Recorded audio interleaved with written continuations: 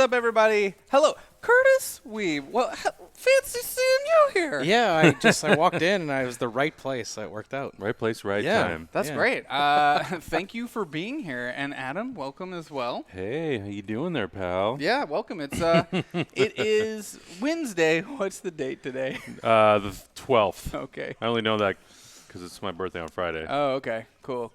Kaiju's here. All right. So I think the chat room on Restream is connecting to YouTube and Facebook. We'll see if any messages pop up in there. Tight. Perfect. So welcome, Kurtis. Thanks for stopping by. You're on Rat Queens tonight. Hey. Woo! So That's sorry, exciting. everyone. As Gary, for those that don't know, Kurtis Wiebe is the creator of Rat Queens and just recently handed that book off to a new creative team. Can I just get right into it and be like, what's that like? Yeah, sure. What's it like having a baby and then handing that baby to a stranger? It's honestly pretty good. Yeah. It's been an interesting experience, being able to trust a new team to take it in a direction that, I would never have imagined is pretty exciting. And it's actually the writer that's taken it over was the letterer for a long time. That's dope. Yeah, Ryan Ferrier, and he's honestly, I think he's one of the more underrated writers in comics who just I hope this gives him the break that he is more than well deserved. So he lives in Calgary with me, and not with me, but in the same city as me. In your Jesus backyard. Christ, in my backyard, in my bed. Yeah. So he had no choice in the matter. We talked for a while, and I was just, to be honest, getting a bit of creative burnout on it, and I needed someone to give the characters a new kickstart. And I mean, I'm not saying probably goodbye to them forever, but for a while, just to let someone else come up with some new ideas. And the new arc is great. It's really cool. Yeah, I'm really excited. That one shot that kind of kicked it off was really cool it was too. a lot of fun. Like he's doing some crazy stuff, and he gets the characters, and he's, like I said, he's been lettering the book for a couple years, and so he gets it, and it was just time for me to move on, honestly. And I completely understand that too. I think sometimes audiences don't understand as creators, you want to try something new. Mm-hmm. Like I think it's hard for audiences to understand something. We encounter this a lot with some of our shows, where those shows will run for like 2 years, and whenever the GMs come to us and they're like, I'm kind of done. Yeah. I don't really have anything told my else. story. I told my story. Yeah. People in the audience flip out and freak out. Yeah. You're canceling the show. It's like, no, literally people are they're done. Yeah. Like it's time for something new, time for a new take on something. And I think it's it's been I'm working on that book for 6 years, and so I just was starting to run out of ideas. I guess not ideas, like there's still things that I could do, but I was just getting burned out on writing them, and I needed a break to do other things. And Rat Queens has been so fortunate, to be successful. A lot of comics aren't that lucky, and so I've been really, really happy with the fact that people still really connect with it, and it allows me to hire another team to take over and keep it going, even though need a break from it. It's been really awesome. So, and then to see what you guys are doing here with the show, and what's that like? Now you're watching like a group of women improvise that world and taking stuff. I know Emily recently sent them back in time and pulled almost an Avengers Endgame and went back in time to try to fix things. Yeah. What's that like to see that kind of play out in an improv space? It's what I really like is to see, the same as the comics, what you guys are doing with the role-playing game. It's allowing other people to, they've read the book, so they have their interpretation of what the world is and what the characters, how they see them. So to see them come in and do their spin on it is really interesting, and I love it. I mean, I know some people get pretty precious about their properties, but I've been with it long enough that I'm excited to see what other people want to do with it. That's awesome. So man. I'm like, when you guys approached me and I was talking to Emily, I was just like, I think she was like, well, these are some things I'm worried about, and she laid out what she was doing, and she wanted to be okay. I'm like, no, literally do whatever you want. Make it yours. Just make it your version of what you think the Rat Queens are. And so it's kind of weird because I feel like Rat Queens is a thing has transcended me a long time ago, if that makes sense. Kind of like Ninja Turtles, right? Like Ninja Turtles has all these versions, right? And the creators have been gone for like 25 years off the book, and Rat Queens has kind of taken that jump, I think, where it exists far outside of me, and I think that's why it's allowed to. We've had various artists on the book, and now with a new writer, I think it works because people are there for the characters, and they may notice a difference, but they're still there for the characters, and that's awesome when you can get that. That's great. That's rad, man. Well, we really appreciate you allowing us to play in your world. Yeah. I'm excited to see you play Gary tonight on the show.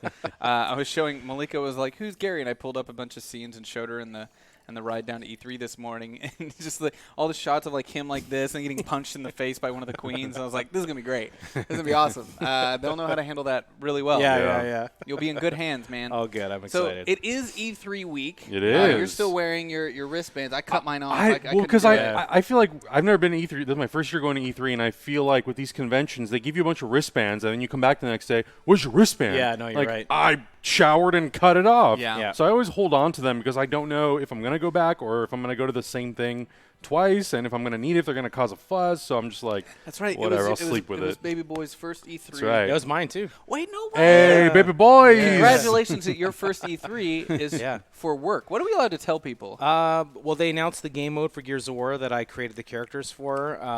Gears of War 5 Escape Mode was announced on Sunday, and then they had some gameplay stuff that came out, I think it was the same day, but they've been releasing more content. So I wrote the characters for that, and I wrote with the narrative team a lot of the dialogue, the banter that happens when they're playing. So I did a lot of that, and then it's also tied into the comic book series that launched because you've been doing last that. month, yeah. I think. Yeah. The Gears of War comic book series. Cool. Which did you start working on first, the comic book or the game? The game first. They Nice. basically approached me with 3 of the character designs that are in the comic book, Lonnie, Keegan, and Mac. They had visual designs for them and not much backstory. So I was basically allowed to do whatever I wanted. And so with the release of this escape mode, they wanted a comic to kind of fill out those characters and give them a little bit of personality. Transmedia storytelling. Transmedia. That is good shit. Yeah. You guys know all about It's a word that we here. like. Yeah, Yeah. it's a word we like here. So, so they just approached me and gave me literally full reign because these are 3 brand new characters that aren't in the lore. So So was it the 3 characters we saw in the announcement of that trailer? Yeah. So were you at the Microsoft conference? Yeah, dude. What's that like?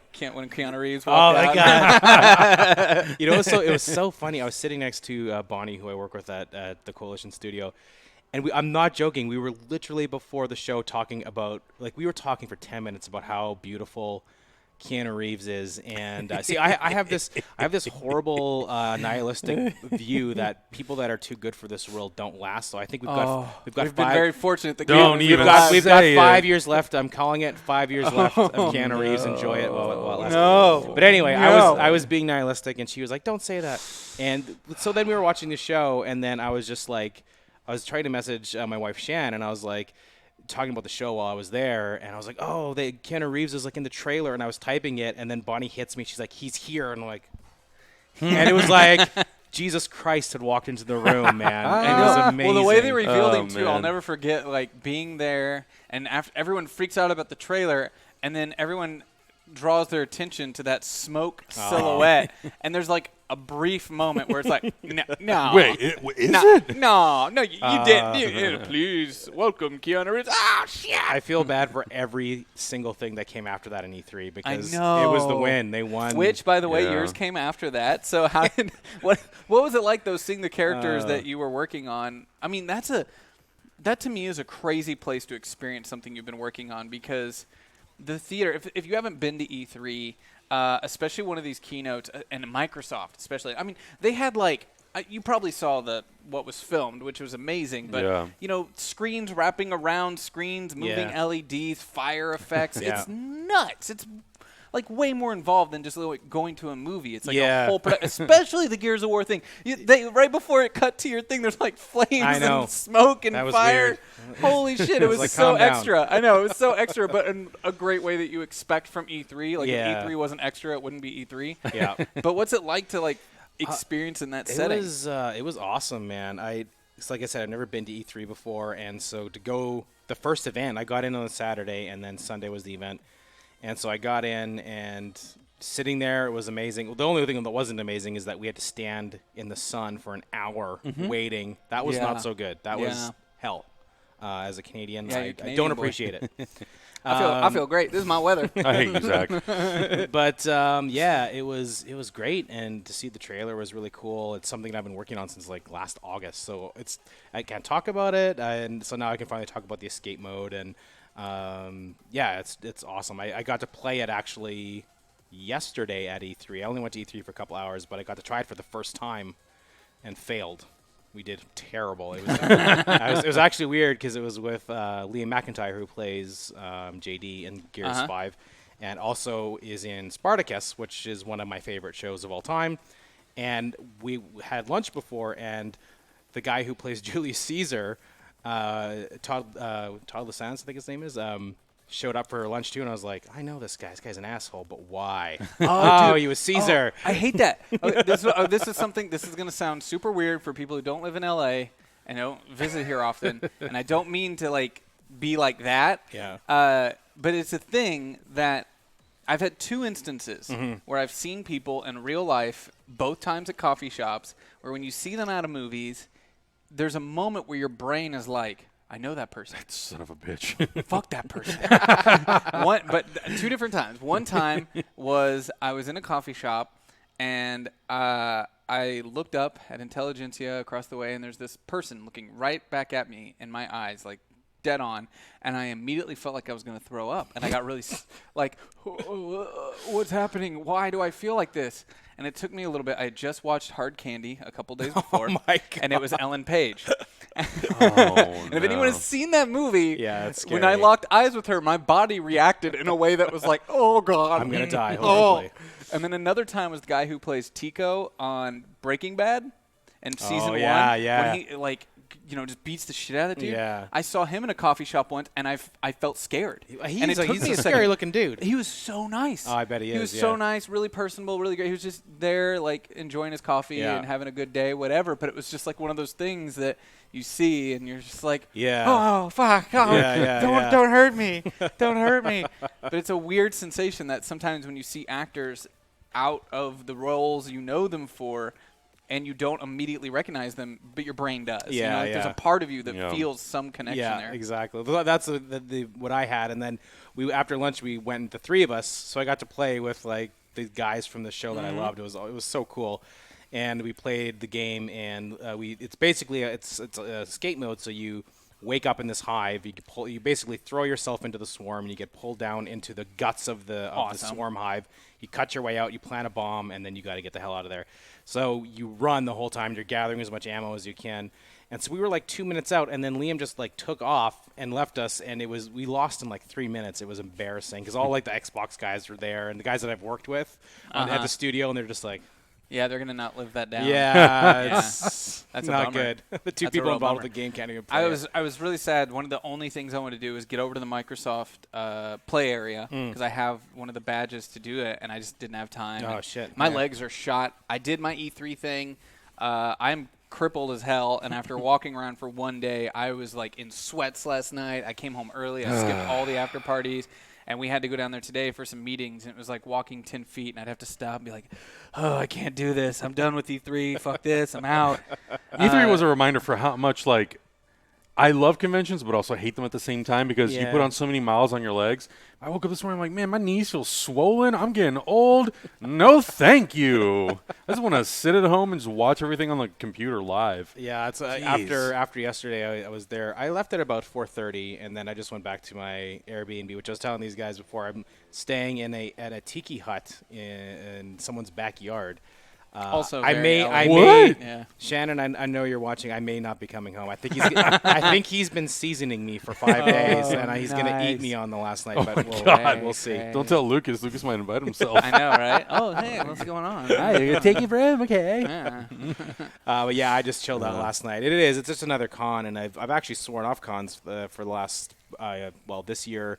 I cut them off. I did 1 or 2 last year, but I'm not doing them anymore. I just need a break from them. and doing it for like 8 years now. I think doing a con as someone who's working in the gaming industry, E3 would be pretty cool. You can kind of cut to exactly what you need to do, see some cool stuff, and get out. Mm-hmm. I feel so bad for people who pay for E3 as a normal viewer or attendee. I have a media badge, and even with a media badge, every single place I walked up to and said I would like to demo this game, they'd be like, we're booked till Thursday.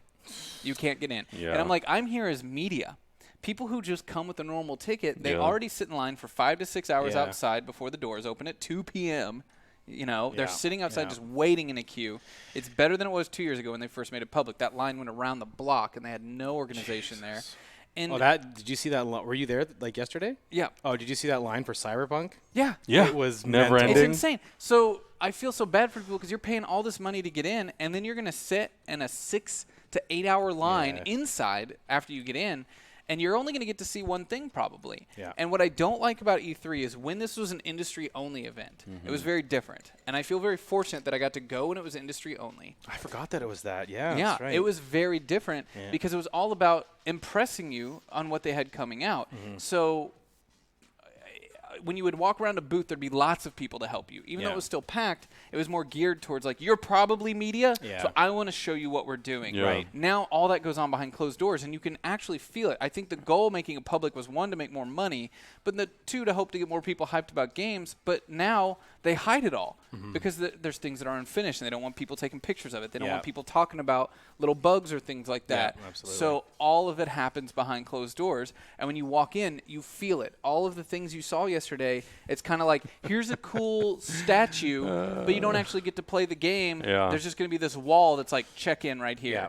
Or you wait in this line for 8 Yeah. hours as a general person and hope that you can get in to see something. That was the most surprising thing for me was I had no idea that the floor didn't open to the public until 2, and we got there early, and our friend Matt was like, "Oh man, it's crazy! It's so busy!" Blah, blah, blah. And I'm walking around, I'm like, "This is nothing. This is nothing compared to Comic-Con." And then the doors open. 2 p.m. hit, and Emily and I were walking around, Yeah. and it was literally a wall of people came at us, and I was like, "Oh shit, here we go!" And they just it was stand in line. crazy. Do you guys think there will be one next year? A lot of people are speculating there won't be. It's interesting don't because know. Sony pulled out. This year felt small. It was I've like gone to a bunch, and this felt empty. small. I walked the floor in about 3-4 hours, and I like walked really it going an aisle to hour and a aisle. half. Yeah, going aisle to aisle and just like paying attention to stuff. I'm like, what do I do for the other 2 days? Because you can't play anything, so Can't it's like, play what do I anything. do? And I'm like signing up for stuff, and they're Yeah. like Thursday. I'm like, well, I'm not coming back Thursday. Yeah. I'm out. I kind of I'm done. equate it to the way Comic-Con has sort of gone, where people now pay $300 to go to the con, they get hotels, airfare, all that sort of stuff, and then they wait in a line for 3 days outside, sleeping on the floor, to go into Hall H to watch Warner Something that's live Brothers or streamed. Marvel or one of these presentations. And I'm like, man, if I wasn't in that position where I could get a pro badge or a press badge, I don't know if I would go. Like, it wouldn't be worth it. Yeah. You know, and it's a little different with Comic-Con because they don't live stream the panels at the right. same time. Yeah, that's right. What's the difference between me being in the room at just that hearing, point, yeah. you know, having to spend the night and all that sort of stuff? Like, what's the point of me being in the room if I can just tweet hashtag Warner Brothers and I find out exactly what's happening? Yeah. I may not see the It's footage, tough. but it's you really know. tough. All these cons are getting really interesting. Yeah. The only things I got to play, I got to play the new Dragon Ball game, and that was really fun. That looks pretty interesting. Dude, it was cool. It's an RPG, and yeah. it's like an action RPG. And I thought that the animation and movement was the best in a Dragon Ball game yet, like the best. The trailer looked really cool. It was really good. And another game that Bandai Namco is doing called Rad. I played that a little bit. That might be it. That honestly might be it. I walked around an entire day and tried to play as many things as I could, and I may have only got to play 2 things. I'll sit here and think, but I think that was literally only the 2 things that someone could fit me in to play. I didn't play anything. The only thing I did see was I saw Watch Dogs, the new demo for the new game that's coming out, which looks really cool. That's the one where you can just like become anyone. Yeah, right? yeah. You can That's like awesome. you can like jump to different parts of the map. But you sat in a room and you had headphones just like this, and you just watch the screen while they like explain to you what's happening. Because they don't want to put it in your hands yet and have you go out and tweet about how shitty it was. Yeah, because there were bugs and stuff, but I was like, I don't care. I mean, you're giving me an idea what the game is.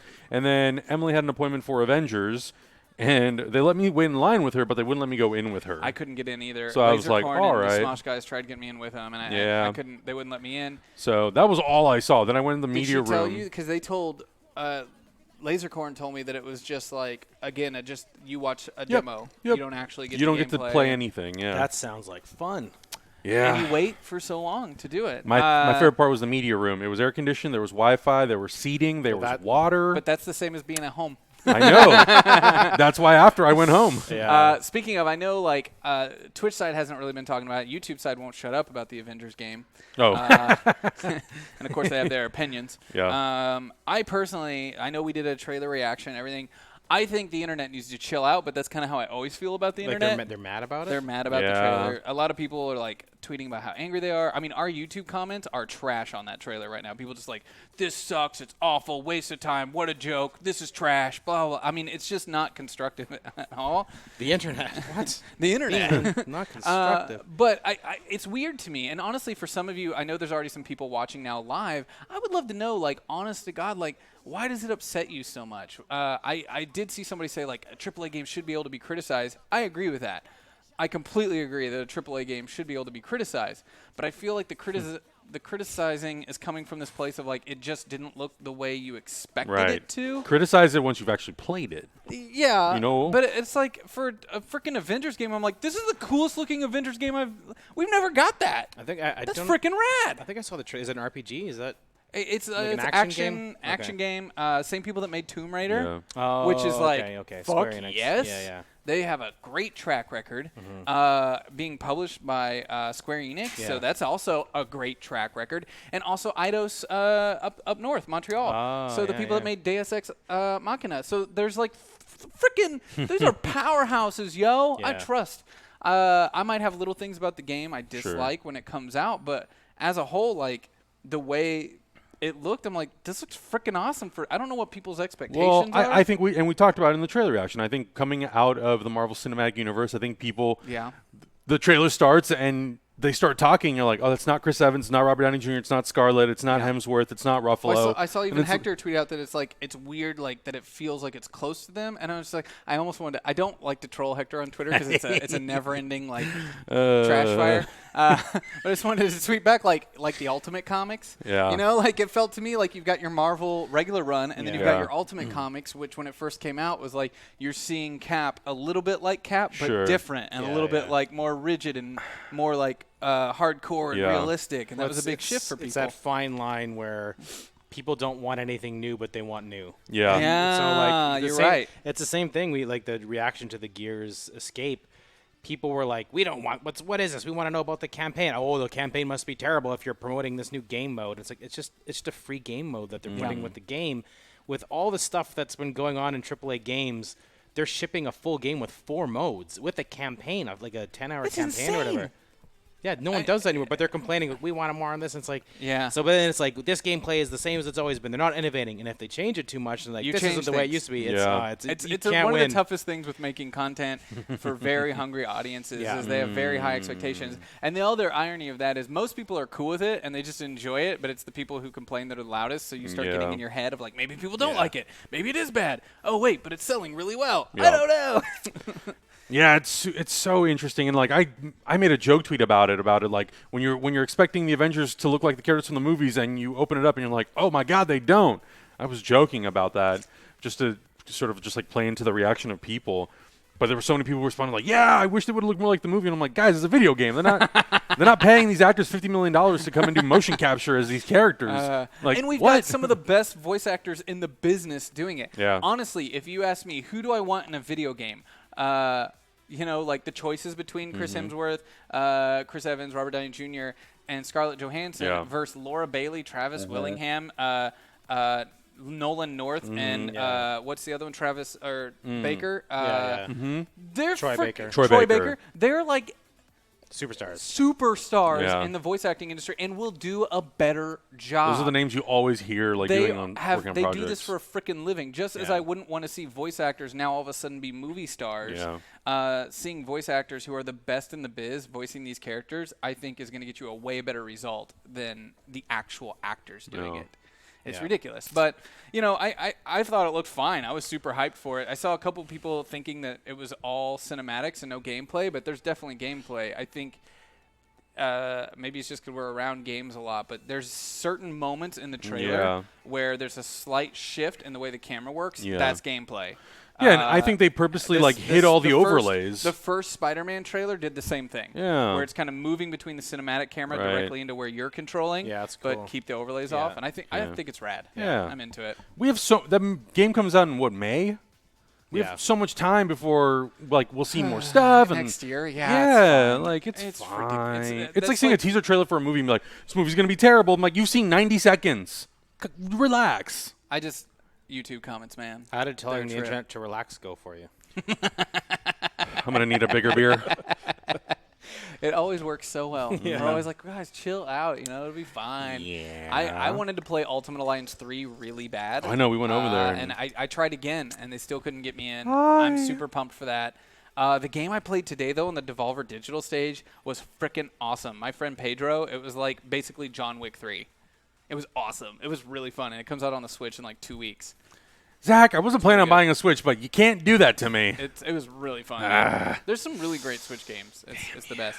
Now, this is a comic book show, Yeah, though. I got distracted. That's E3. But E3 has been all week, so I didn't get to read as many comic books today as Pedro the Banana. Yeah. Pedro the Banana. I didn't get to read as many comic books as I wanted. Same. I usually try to read as many as I possibly can for this show, but I literally was in meetings this morning from 8 a.m. till 2 p.m. and then I had a 1 hour ride back up here. And then I spent all this time setting up the stream. You came into the office, you're like, hey, we're going live in 30 minutes. I was like, it's what time? Yeah. Holy crap. Okay. Damn. Yeah, so I didn't get to read as much as I want. Yeah. But I would love, since you're here, what are some of your favorite comic books ever? Tell me your like dream list. My number one all-time recommended is I Kill Giants. Fuck yes. From Image Comics. Fuck yes. I watched the movie. I wasn't as big of a fan. It was okay. But the comic is Joe Kelly, right? Yeah, it's a masterclass. Wow. Masterclass in storytelling. That's my number one that I recommend to anyone who's never read comics before. It's super sad, super heartwarming at the same time, but it's I think one of the best things they've ever put out. It's the only book I've ever read that I openly weeped. Yeah. Oh no. I did that too. reveal of what the monster is. Yeah. It's. I weeped, and Malika was like, "What the? You didn't even cry at our wedding. What's wrong with you?" I'm like, "This is just so good." Amir shaking his head. Yeah. Just nodding. I've cried in front of my wife 2 times. Once was that book, and she came in like as I was like trying to compose myself again, and when I was watching Spider-Man: Homecoming. And she, or not Spider-Man: Homecoming, Avengers, the Infinity War, when Peter gets dusted, and she looks over and she sees a tear come down, and she's like, "What the fuck?" I'm like, I didn't know it was a competition. Between me and Spider-Man, you pick Spider-Man. You're not dead. We got married. If you got snapped out of existence, maybe, I would be really upset. Oh my god. But I Kill Giants, for anyone who hasn't read it. It's so hard. I can't even imagine, because you're a father. Yeah. I can't even imagine being a parent and reading that book either. Yeah. Because there's probably like a whole nother layer. I haven't read it since then. I don't know if I should, because it'd probably slay me. But yeah, if you want to check it out, it's an Image comic book. He said Joe Kelly, and who's the artist? Namara or something? I can't remember what his name is. But anyway, it's basically about a young girl who is like loves D&D. I mean, this is like 10 years ago, before D&D was the big thing. Yeah. And she's like this quiet little nerdy kid, or not quiet. She's a very outgoing nerdy kid, but she believes that she's fighting giants, and maybe she is. That's the whole thing with the book, is like, is she fighting giants? Is it in her imagination? And is it coming from her games that she's playing with her friends, or are they really attacking her town? And that's all I want to say, because the adventure is, you got to discover things incredible. on your own. It's so good. Yeah, it's my favorite. And I recently got into Junji Ito. If you guys are, Junji Ito. My main inspiration for the show, I do. Oh, really? No shit. Oh, I've read every single thing he's ever done multiple times, and I get that shit like I have dreams about it. So, if you guys, man. My first recommendation, and if you want just to get a taste of Junji Ito, the Enigma at Amigara Fault is, you can find it on Imager or whatever they call it. I think someone's posted the whole thing. I think it's like 40 pages. Okay, read that. And if you love it as much as I do, then go read Uzumaki. When I read that book, so I've told this story to a lot of people. When I read that book, I was like, I'm going to read a chapter, and then I read the whole thing. Yeah. And I'm not exaggerating. This literally happened. I closed the book, put it down, and I felt like the world was spinning? tilting. And amazing. And so I went up to Shannon, and I'm like, you have to read this. And I looked pale, and I was like, I felt nauseous, and not because there's a lot of body horror in that. If it's not your jam, then probably don't check it out. But it wasn't even that. It wasn't that. I like that stuff. It was the theme. The way it's done. The theme is basically this small coastal town in Japan. a man in the town becomes obsessed with the spiral, and the obsession spreads throughout the whole town. And it's all about how the spiral is in all imagery, and like it's everywhere. And it's I get chills even talking about it. It's so good, and it's so terrifying. The way he finds ways to get in your head and under your skin. I've been researching that and trying to bring that to RPGs because it's a unique format, and it's so hard to do horror in comic books. It's really difficult. Yeah. I did you read? Was it Abaddon? The where like racism personified as a horror monster. No, I didn't know. Amazing horror comic book, but horror is really tough to do in it's comics. Absolutely difficult, yeah. And I feel like Ito has captured that by just he gets in your fucking head and he puts these images there and these situations and these scenarios that put your characters to the test, their humanity to the test, and that they're always about some sort of ideal possessions and how you view things and what you obsess over. I mean, Tomei. I think a lot of his Tomei in particular, Uzumaki, all of his stuff, even the Enigma and Amigar Fault, they're all about compulsion. Yeah, and for me, that is the most terrifying concept psychologically for horror is what drives us to do things. And if you check out that comic, Tomei got in my head probably the most. Yeah, you know what? The Amigar Fault one did. If you go check it out online. The premise is that basically, again, he does all these small town stories, and there's an earthquake that breaks a mountain, and in the mountain there are all these silhouettes, and the people come to realize. I've talked to the chat room about this you have. before. Oh okay, no, but you should continue. But people watching. But it's basically there's a form, a shape, and hole for all of them for you, and just so you. And it's that compulsion that I have to know. Do you fit? Yeah. Yeah, exactly. How does it work? And if you do, then you want to know what it. You have to go into it. Yeah, it's you amazing. Can't not. Yeah. If there was a hole in the earth made just for you, only you, and it called out to you, and you don't know what's on the other side, you'd have to go. Yeah. How could you not do it? But at the very end, you find out what's on the other side, and it's so fucked up. Yeah. It's so fucked up. So good. Sounds terrifying. Oh, I want to make a short film of that, and I'm sure Japan's already done it, but I think about that a lot and how it's like, like you said, it's like this is made just for you. Yeah. And it's like you have a climber who's there, and he's just like trying to tell someone else, like, what are you doing? Like, no, don't. Like, don't listen to it. But then eventually it's like, I have to know. I have to know. I have to know. I just have to know. Yeah. And when you find out, like, what's at the end of it, it's like, of course. Yeah. You know, you are your own destruction. Yeah. You know? Yeah. It's amazing. I love it. So that's my greatest. I love compulsion horror. For me, that is really interesting shit. So, check that out. Lately, honestly, I've been so involved in games now that I've been playing games mostly.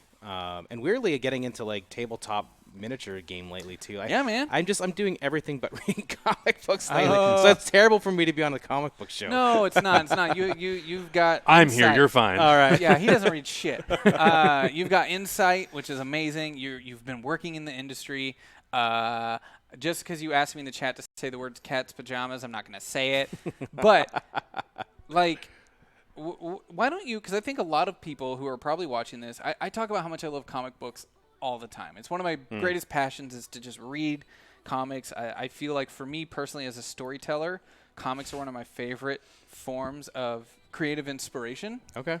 I want to know the flip from that. You, as a comic book writer and creator, what are your greatest forms of inspiration?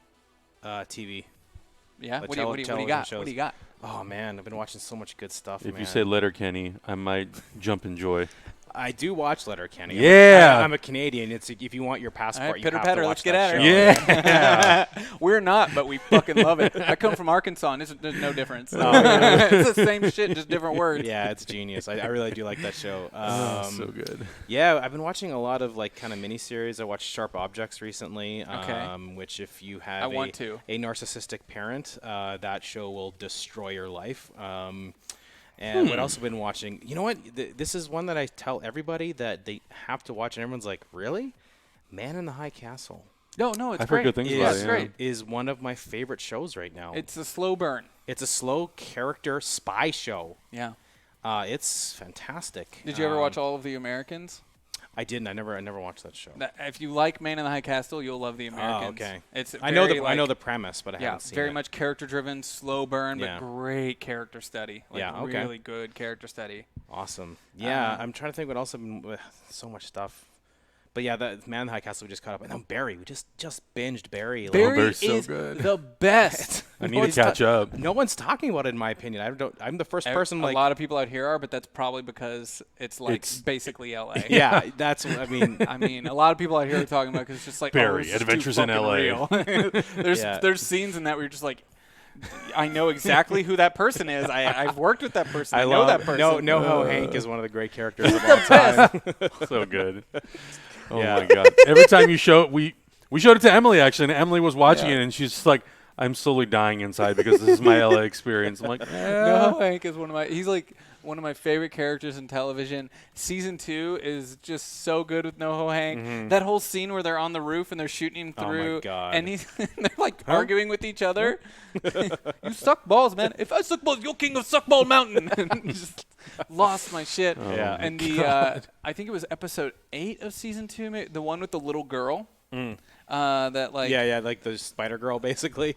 Oh my! That episode was one of my favorite things I've ever seen on TV ever. It's so surreal, and Bill Hader directed that episode. Yeah, he and did. Its confidence in its directing, like even the way it opens, fight scene, where he's just like talking to him and you don't see him, and then when they reveal him and the way he's dressed, it's just like so many moments in that episode. That I completely lose it. Yeah, it's amazing. masterful. It's episode masterful 5, stuff. somebody said, Yeah, so we've binged all that, and so now we were like, now we gotta wait. But yeah, that's kind of I'm a dad too, so at the end of the day, when you finally get your kid to go to goddamn bed, you're exhausted, and it's like I guess we've got like an hour. We'll watch a show. That's basically what we do with our lives. I don't want to compare it, but I feel very similarly to running this place. Well, this is your baby. So. It's kind of like around 10 p.m. It's like, well, we're done. We got to get up for a meeting at 7 in the morning. Oh, let's watch stuff though. I got to catch up on stuff. And I usually try to do 2 things at once. I'll be reading comics while she's watching something, and we'll kind of do both at the same time. Yeah. So TV is my big inspiration, honestly, cool. and that's I'm working in games now, which is great. It's different, and I like it. But TV is kind of where I'd like to, I think, end up, just because that's really when I think in terms of story. That's how I visualize. Even when I run role-playing games, I run it like a television show in my head. So right on. And you build the acts out that way. Yeah, too? a little bit. Yeah, like if I know how much time I have, I always end on a cliffhanger. Yeah. And I structure my stories like that. I do too, for sure. It's much easier in role-playing games to structure it like a long-form TV show than, say, comic books, which I use for a lot of inspiration. I use comic books for inspiration and kind of visual imagery and trying to, like, sometimes I'll practice, especially with Edo stuff, of just, like, looking at something on the page and being like, how would I describe that?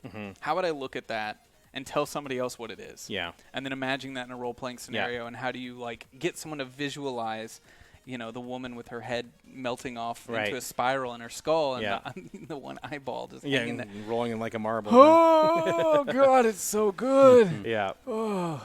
But yeah, I think for me that's I think where I'd want to end up eventually, but you have to move here.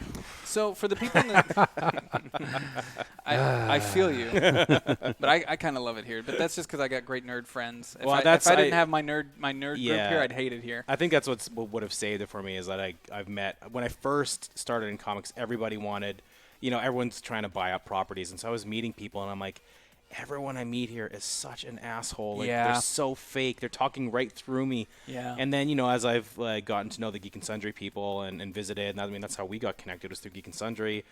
Like, I'm meeting all those people that have kind of come out of that, and they're all awesome. So, that's one side I'm like, okay, we know a lot of really cool people here. Yeah, I'm very fortunate in that we get to hang out with really cool people. I've only had one job in LA that was, like, super LA, and if I had to do any more of that, I'd fucking leave. Yeah. It was the worst. It was like reality TV, Beverly Hills crap, and I was like, this is everything amazing. I hate. You and I had the best car ride where you told me the whole story, and I loved it. I hate everything about this, but most of my job is get to read comic books and talk to cool people like you guys, so it's cool. I like it here. Yeah. Don't lie. You never call me cool. I don't. That's just for the show. Hey, man. You're cool. Thanks. Just for the show. Yeah. But for people in the chat who maybe don't understand, could you walk us through what the steps are to creating a comic book? Sure, yeah. I'm curious, too. I mean, I've read lots of, like, director's notes in the back of comics and stuff like that, but what does it take to make a comic book? What are the steps there? You really need to learn to hate yourself. Step 1, we got it covered. Yeah. Step 1, all right, I'm going to make a book right now. We're one step closer. Let's do this. No, it's it really depends. Everything is structured differently. Sometimes I will create a concept and write out the concept itself, and maybe even script it by myself, and then you try to find an art style that matches with that. For me, I really enjoy the creative collaboration with an artist, and whatever the book was, like when I first started Rat Queens with Rock Up Church, we've been talking for months beforehand, and there's a certain chemistry that happens when you're talking about ideas and you're bouncing here. This is what I'm thinking, and you get some art back and you build that story together. For me, that's the best part of creating a new concept, a new series, is that back and forth and building and getting excited together, because you're both invested then. It's both of your ideas together. And especially when, for an artist who's investing so much of their damn time.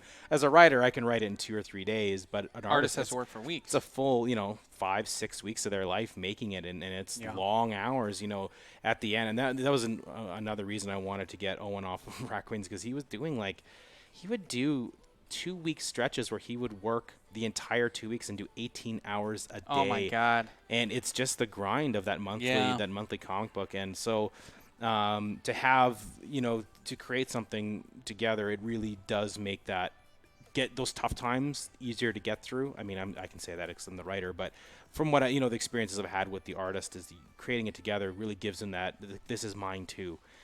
So if you want to get into comics, that's how I would honestly, you figure out a deal, probably pay them a bit and then be like, hey, if we make money, then you can pay me back or whatever. You come up with a deal, but genuinely, my highest recommendation is to share ownership with the creator, with the artist that you're working with, or at the very least, if you don't want to give away the ownership, pay them a good rate. Yeah. But to have them invested in the IP is always really good, because then it's both yours and you're both passionate about it. You talk about you're writing a script or whatever. How does a comic book script differ from, say, a movie script? Well, it's probably there is they're both very structured. Is there a set format? Do people have a industry standard format like scripting in movies does? No, that is the one way it's different. Everyone writes differently. Some people write in movie script format. Some people write super loose. Some people write, Alan Moore is famous for a panel having a full page, description, and it's that's insane.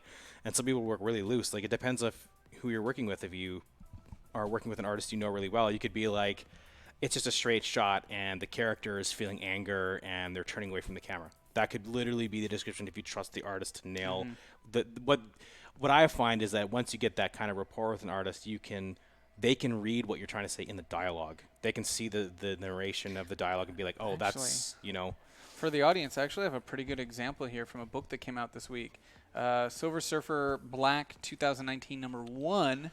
Art by Tradd Moore. Yeah, Tradd Moore's art is just fucking so good. I can't believe he's not he's doing good work. He's working with Donny Cates now, but man, that guy started back when I did. He should be #1. His stuff is. I mean, that's such an homage to the old. I freaking love his art so much. I want you all to. Beautiful. I mean, that's a very minimalistic cover too, and it's beautiful. Yeah. But his stuff is insanely detailed, and his action is next level. So, have you read much of Donny Cates' stuff? I haven't.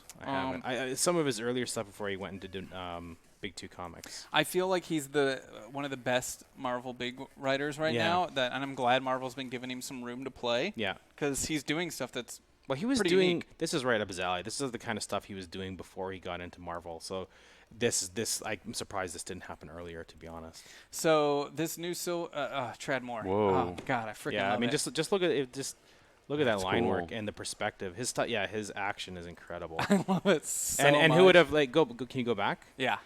Who would have thought to, in that shot, why that angle? That's so Tradd. He just picks the craziest, whatever. I don't know. That's so cool. Yeah, he's a genius. It's amazing. This book is probably my pick of the week of the ones I did read. It's great. Malika's favorite character is Silver Surfer. Okay. So I read it. Check it out. But it ties right into everything. Donny Cates has been creating a new, basically, cosmic universe for Marvel. And I feel like before they realized he was doing it. Because everything he did in Venom has now tied into all of Marvel Cosmic. which is really funny. I'm like, did he plan this without telling Marvel, or did Marvel know he was doing this? So all of Marvel Cosmic now kind of revolves around. I mean, look at this shit. Look at this. Yeah, look at that. Look at that shit. That's so good. It's fucking great. Damn. So good. But to give you all an example of what we were kind of just talking about, there is in this book, it's the director's cut version, so they included the script. Oh, interesting. Which is kind of cool. You can see exactly how this was kind of put together, which I thought was pretty interesting. That's kind of similar how I do it. I have my dialogue kind of on the left side, but that's a pretty common one. And I mean, you generally break it down panel by panel, page by page, and then you want to always think about your pacing. They call it the the mini page turn, mini cliffhanger. Basically, when you get to your third or to your odd numbered page, that's the page flip. So you want your page flip to be like just a small little what's next, right? Keep it moving. Use it for a scene change. If you need to change locations, don't change it between page 2 and 3 because it's on the same page if you can avoid it. It's just all of these little tricks you kind of learn, and if you pay attention when you read comics, you can start to see there is a structure to how comics are written in general. I love the different techniques used by different artists and different writers. I think one of my favorite things about comic books is you can tell that there's not so much a standard other than it might be around this many pages and it's going to get printed in this size format, but outside of that, it's the world's your oyster, you know? And I think movies, especially ones that get made and you see, have a pretty standard kind of this is how it has to be, especially television too. Sometimes comic books you'll find Remender is a good example for me. Remender keeps finding the best artists in the business to work with, and I don't know how the fuck he does it.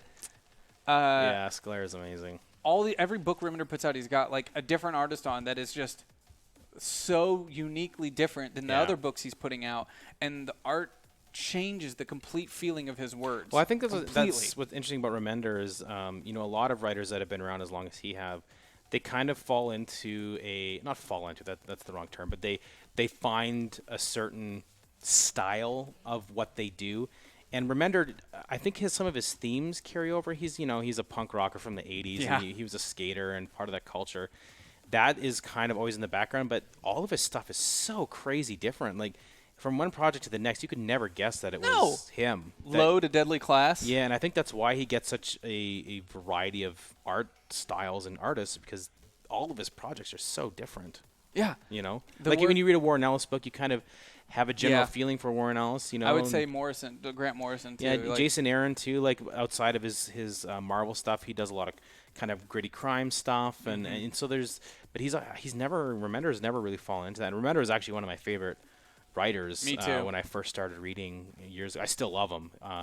I've fallen behind on all of his stuff. I really did like Black Science. But he's still putting them out. Yeah. They're still coming out. There was one last week. Just Black Science is still going. Yeah. For me, I think it's Remender, Hickman, just because I like graphics and designs. Yeah. And like. Did you read his old Image stuff? Like I back did. in the day, like Nightly News. Nightly News. Pax Romana. Yeah. Very dialogue heavy back then. Oh, yeah. It was very much Bendis-like back then, like full on, so much dialogue. But I feel like Black Monday Murders is, I think, like his magnum opus for me. That one. Damn, that's a good book. book. That came out 2 years ago? Yeah. I hope it keeps going. But he never finishes his project. That's the Manhattan Projects just kept on going. I guess because it was fun, but also really cool. But yeah, those are some of my favorites. I love Jason Aaron's old stuff. Me too. Southern Bastards. Still I loved Scalped, but I had to bail. I feel it. Have you? Do you remember I can't remember, it was the fourth trade maybe, where they have that guy that comes to town and he's like, he keeps staying with the same prostitute over and over again, and it's turning into like this almost sweet story. And then he just fucking murders her at the end, and I was like, I'm done, I'm out, because it was just too much. I was like, there's no. I get tonally that's exactly what it should be, but I'm like, I'm depressed all the time anyway. I don't need this help. That's exactly how I kind of felt too. It's like, I understand you might be trying to tell me something about how hard life is here and how bad drugs are. Yeah, it's like, but at the same time, like. Yeah, dude. Yeah. Okay. Yeah. It was like it was trying to be Breaking Bad, but without understanding, like, we were supposed to, like, root for these characters when we shouldn't, Yeah. you know? Yeah. It didn't have the balancing characters that Breaking Bad did, for it was sure. just fucking dark. Yeah. Super dark. Super dark. But I love Southern Bastards, and these are all just books I'm bringing up because I hope Adam will read them. You got to make a list for me, homie. You've named so many things. I'm like, great. It's true. So I like to ask, I like to give people this advice, but I'll ask you the same thing. Because we have a lot of people in our audience who maybe don't really read comic books. If you wanted somebody to read comic books for the first time, what would you hand them? If they're like, I wanted to get into comic books, what do I do? I mean, it really depends, like, I guess the genre-wise, but I mean, like as I said earlier, I Kill Giants I don't think it matters what genres you like. It's a really awesome human story. I think for people that like adult, weird stuff, obviously everyone recommends this already, but Saga, it's so weird, and it's a science fantasy story, but it's kind of like how we talk, and so it's pretty relatable, and it's Brian K. Vaughan, who's done most of the best comics. Yep, I'm reading Why his the Last Man big book right now. It's number 3 just came out for Saga.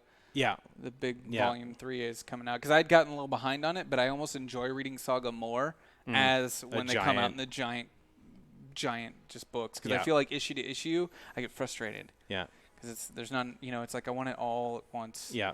I would also say anything by Kurtis Wiebe is probably pretty good. Yeah, you should check it out. Actually, no, I am going to toot my own horn here for a second. Everyone associates me with Rat Queens, which is fine.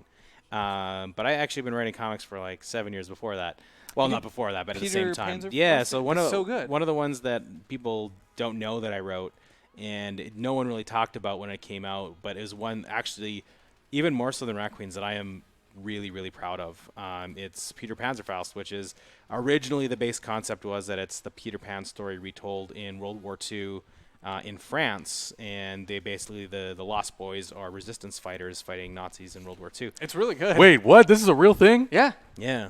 And why do we not have this in the studio? I want to read this now. It's really, I think I do in a box. Do you? Yeah, so I'm going through the boxes. It's 5 trades, and it's a full story, issue 1 through 25, but you can get the 5 trades now. And it's for me was one of I was really proud of it. I think we had to take a year and a half off to finish the last 2 issues, but Tyler, the artist on it, was literally making no money, like none. Yeah. We were taking no money home. And so a lot of people got mad at us. Like, how dare you just stop? And a lot of people don't realize, I had to pay Tyler out of my own pocket, and I never will get that. I'm not going to make that money back. Yeah. We did it because we really were passionate about it. And that's, if you ever are complaining about people not finishing their indie comics, please keep in mind that sometimes they don't have money to do it, and they have to pay bills. Sure. But Peter Panzerfaust we finished, and honestly, I'm proud of that series the most. So if you want something a little bit different, there is some funny parts in it, but it's a pretty heavy. Originally when we were putting it together, it was actually supposed to be like an Indiana Jones style adventure story for like boys, and then like we got into like 2 issues, and I'm like, they're shooting people. And it's like, how did that happen? And it got after that issue, I'm like, no, I think we should go in here and really lean into that. I think it'll mean more. And so we did, and it's I think my favorite volume is volume 4, which is all around our take on Tiger Lily, going on a bit of a revenge spree. I don't want to spoil anything more, but it's a really, really heartfelt arc that, for me, it's I'm very proud of Rat Queens, but Peter Panzerfaust is my number 1. So if you want something from me that's not Rat Queens, I would highly recommend that. I've also got a bunch of other series that are fine. Here's a question. Gears of War's out right now. Here's a question. Check out Gears of War. So I'm the type of person, and Zach knows this, when I read comics, I like to put on a movie score or a soundtrack. Oh. You describing it, before you got into the details, I was like, oh, great, I'm going to play the Hook soundtrack by John Williams. I don't know if that would necessarily fit. Is there a movie score that you would recommend to listen to while reading that? Because I'm 100% sold. I'm like, I need this immediately in my life. I would actually say the Band of Brothers soundtrack. Shit! It was wow. Okay. So let me explain why. So the book, there's 5 books, and every 5 issues we collected it obviously into a trade, but every one of those is narrated by a different Lost Boy. And the idea is that there's this interviewer who goes and he's found the Lost Boys and he's going to them and talking to them about their time in the war, and he wants to know about this Peter.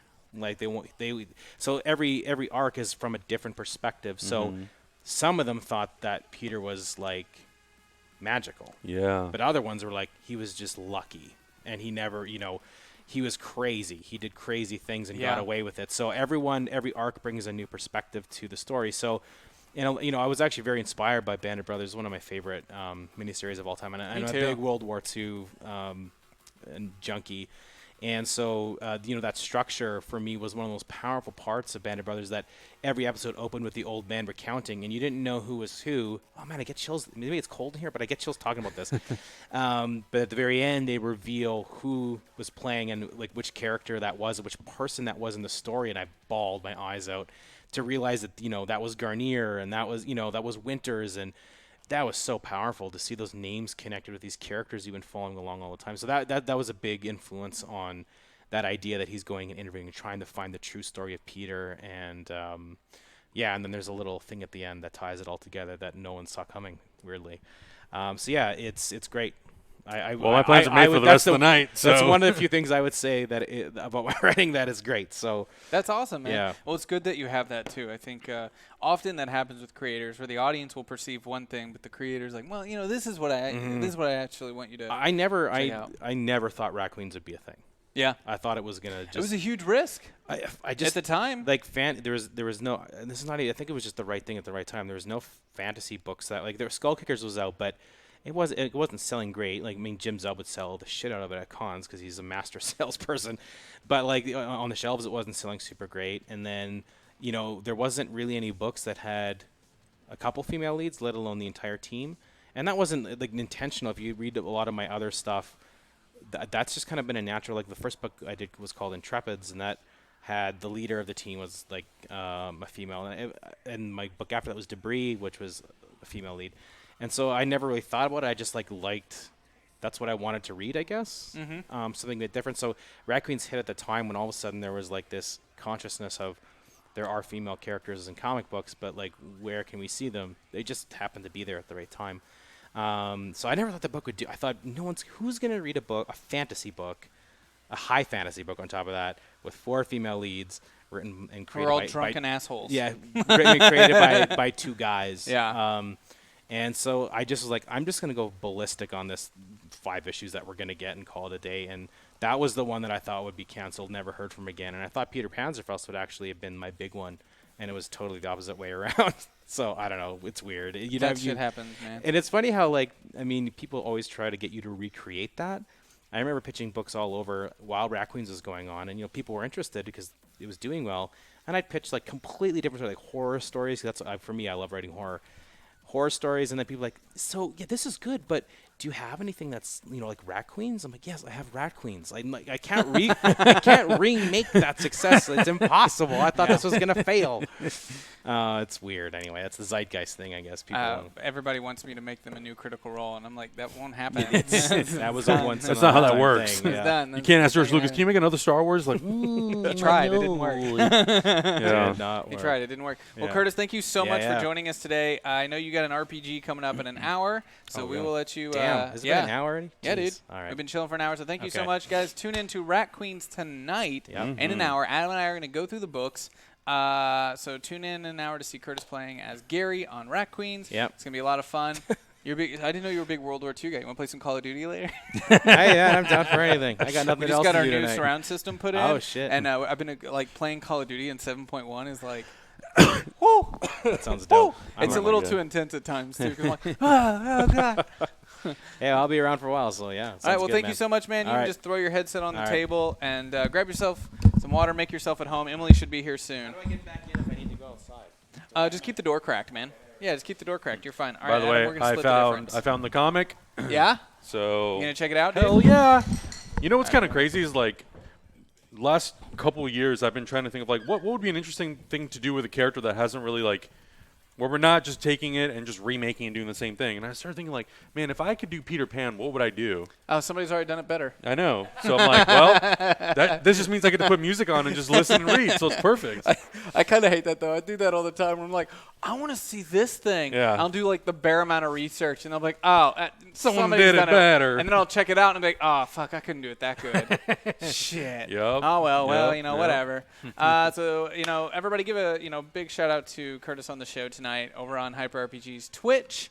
I haven't seen anybody type in the YouTube chat in a really long time, so I hope you all are still there. Hopefully our chat's still working. I do see the Twitch chat. I know a couple people were wondering, but we were talking to a friend. Yeah. Didn't want to just sit here and talk to you all. We had a friend here. Want to give them the proper attention. But as I said, I didn't get a chance to read too much this week. I didn't either. I only got to get to 2 week. things. And I stuck with DC. All right. Well, let's get into it. You all right? Boom. Let's do it. Did you just have a seizure? I'm fucking tired, man. E3 week destroys me. I can't walk. No joke. I was in tears last night. My legs hurt so bad. I was like, I don't know if I can do the rest of the week. I was texting. I was like, oh, do you think we'd be able to get into this thing that we were going to go to? We went home, and I went, okay, I'm coming home too, I guess. I was like, fuck you. I went home. I'm not. I'm not. We went to something, and I was like, it was so hot down there, and all the heat like rose to the second level where we were, and I was sitting there just like, I hate this. I hate this. I want to go. Matt and I were just standing there sweating. We're like, this sucks. Anyway. Yep. So, E3. Good times. Good times. Honestly, I wanted to do nothing more than just read comic books today. That's all I wanted to do. And I'm way behind. I did catch up on some from last week, but we'll get into them. Yep. I did get a chance to check out Venom number 15. Oh, did you? Colin Bunn's current run on Venom. This one is bonkers. Okay. This ties directly into War of the Realms. He gets a magical gemstone. Jack-o'-lantern's got a magical gemstone as well. They're like the dream stones. Witches that work with Malekith are it's comic book shit. It's comic book shit. I do like certain emotional beats in it. I think it's making a little bit like humanizing out of Eddie Brock, which I like. Anytime you bring a little bit more humanity to Eddie Brock. Yeah, because you're not a big Eddie Brock fan, I'm not right? a fan. I'm a fan, but I love what Donny Cates has done with Eddie Brock a lot. So I would give this book, like a 3 out of 5. It's fun. It's very much War of the Realmsy. Yeah. Not many books were War of the Realms tie-ins this week. I was surprised. I was expecting a lot more. Okay. I was expecting a lot more. Yeah. So not really. The Ride, Burning Desire #1. So The Ride is a book that's been coming out for 15 years. Holy It's like an crap. anthology book that allows different creators to have their own tales within this same world. Oh, And it's okay. kind of like a crime world, a lot of like crime and stuff going on. This one in particular I thought was pretty decent. Yeah. There's 2 stories in it. One ties into the overall story that's been being told over the last 15 years and characters that are a part of all that. And then the second story, a little bit maybe too much trying to be shock. Yeah. I thought the first half was stronger. Second half, not as much for me, personally. A decent book, though. Okay. A decent book. And if you've been following the Ride books in a really long time, then it's a good addition. If you dig the Ride books, if you know about that story. If not, I wouldn't put it at the top of my list. Yeah. Interesting. So, Symbiote Spider-Man, didn't get a chance to read it. Yeah. I will. That's Peter David, and it feels, the last couple I've read feel like they're taking you back to 90s Spider-Man. Okay. Peter David's really good at writing like that 90s style, but not the trash 90s style. So if you dig it and you have fond memories, it's a good one to check out. Did you get a chance to check this out? I didn't get a chance to read The Batman Who Laughs or Superman #12. Yeah. But yeah, I would like to, obviously. But, we just didn't have enough time today. Unfortunately. Damn it. I mean, this is Snyder's run. I bet it's good shit. I know. I bet it is. I bet it's good I shit. don't doubt that for even a minute. Yeah. Superman? No. Why don't you tell me what you did read? I read #1 of Leviathan, and I read Batman and the Outsiders. I forget what issue it was. Okay. I didn't get a chance to check out Superior Spider-Man. I did get a chance to check out Spider-Man Life Story. Okay. I was not a big fan of the last 2 of these. I thought the first one was just okay. Second and third one, I didn't like at all. Really? Like I said, it's just making Peter out to be a dick. Yeah. I just was not a fan. This one's a little bit better. It kind of like does a Clone Saga thing. It jumps inside the Clone Saga a little bit, and you meet Ben Reilly, and it's everything in this book. Chip Zdarsky is adding his own take on Spider-Man's legacy, as if Spider-Man has had one story. Gotcha. From the 60s to now, which doesn't make too much sense because he doesn't age properly. Yeah. But there's some stuff that happens in the book that's interesting in this one, and I thought it was a little bit more redeeming for the Peter Parker Chip Zdarsky's been telling us, but not totally great. He's still a little too dickish for me. It's a little weird. You know, I would consider it almost like a Marvel Knights retelling, but I don't know. It's just not clicking with me. Yeah. But this was better than the last two, for sure, to me, personally. Yeah. Silver Surfer Black #1 was awesome. Yeah, that artwork in there looks so sick. Dude, Tradd Moore. Damn. Have you heard about Tradd Moore's stuff? No. Let me just click on his name. Luther Strode is... It's freaking amazing. He did the Ghost Rider run with the crazy art. I love the legacy and the legend of Luther Strode. I'm surprised this has not... The fact that this hasn't been made into some crazy Netflix show or something yet surprised me. It's really interesting. It's got its own mythos, and it's just all about being the strongest, and then finding this ancient text about muscle dudes. But he can just fuck anybody up. Luther Strode is an amazing book. And cool. Tradd Moore is an amazing artist that I would recommend. Yeah, I mean, that artwork that you were showing me showing us from that Silver Surfer book looks incredible. Yeah. I mean, it's really good, man. Tradd Moore is great. I think you can't go wrong picking up Silver Surfer Black. And there's a great thing in the back by Donny Cates about he was writing the script to this the day Stan Lee died. And he was sitting in an airport, and he bawled his eyes out, and then he erased the entire script and started over and kind of wanted this to be, Stan Lee considered Silver Surfer his favorite character he ever created. And he's like, this isn't good enough. I have to do Silver Surfer justice. Dang. And I want this first issue to represent all the light that Stan Lee was for the comic books world. Wow. So the book has a lot of moments where it's Norrin Radd trying to overcome this darkness and pushing him down. It still ends in a very Donny Cates way, but the book throughout has a lot of great kind of imagery towards him being this embodiment of light. And, and I think it's really great. Wow. It's a really, really fucking good book. Wow. Red Hood Outlaw #35 came out. I picked that up for you. Outer Darkness #7. I'm currently catching up on Outer Darkness. Okay. I dig it a lot. I picked this up to make sure I've got it when I'm caught up. I have the trade back here. I've been reading the trade, checking it out. Oblivion Song by Robert Kirkman and D. Felici I picked up. I will read that and get back to you. The last issue was freaking awesome. Yeah. If anyone in the chat is reading Oblivion Song, let me know, because I hope other people are checking it out. It's a damn good book.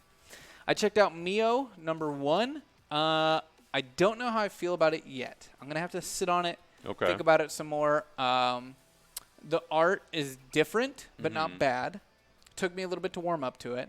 Definitely an indie book, but I don't mean that in a bad way. Sure. It's got its own style. It's basically about this small town in Japan, and taking place in the late 1800s, and or is it early 1800s? I can't exactly remember. But there's a little girl is doing things that aren't typically ladylike, and then Vikings come to town and start killing everyone and kill her mother. It's like the Conan Barbarian story, but with the little Japanese girl. Wow. And she gets to see her mother get murdered and all this stuff. So, oof. It's interesting. I picked up the Lollipop Kids Volume 1 just because I want to read it. So, did you get a chance to read it? I didn't. I wanted to read this, and I wasn't sure if this was the thing that we were going to read because I looked at it, and I was like, this seems like the thing that Zach would want to read. So I'm like, I'm gonna jump over to DC. But I was like, just based on the cover alone, I'm like, this already just looks interesting. Yeah. Whatever it ends up being. Yeah, I'm excited to check it out. I don't know if we're going to have time today to read. We might, because we both didn't get a chance to read too many books and talk about them. Yeah. I also picked up Jughead's Time Police. And I'm not going to lie, I know Matt's in the chat, but I was kind of thinking of Matt Acevedo when I picked this up. I was like, this looks like a Matt Acevedo book. I'm going to read it. I saw this too, and I was like, what is this? Why? This seems like a very random thing for him to pick up, but okay. Jughead's Time Police. I'm going to check it out. Yeah, man. Oh, yeah, man. It's pretty good. Looks dope. Oh, that looks great. Oh, dude. That looks great. That looks great. Yeah. Brand new series when Jughead messes up his Riverdale annual bake-off pie recipe so terribly he's disqualified and banned from all future bake-offs. Jug goes to unthinkable lengths to fix this error. Time travel.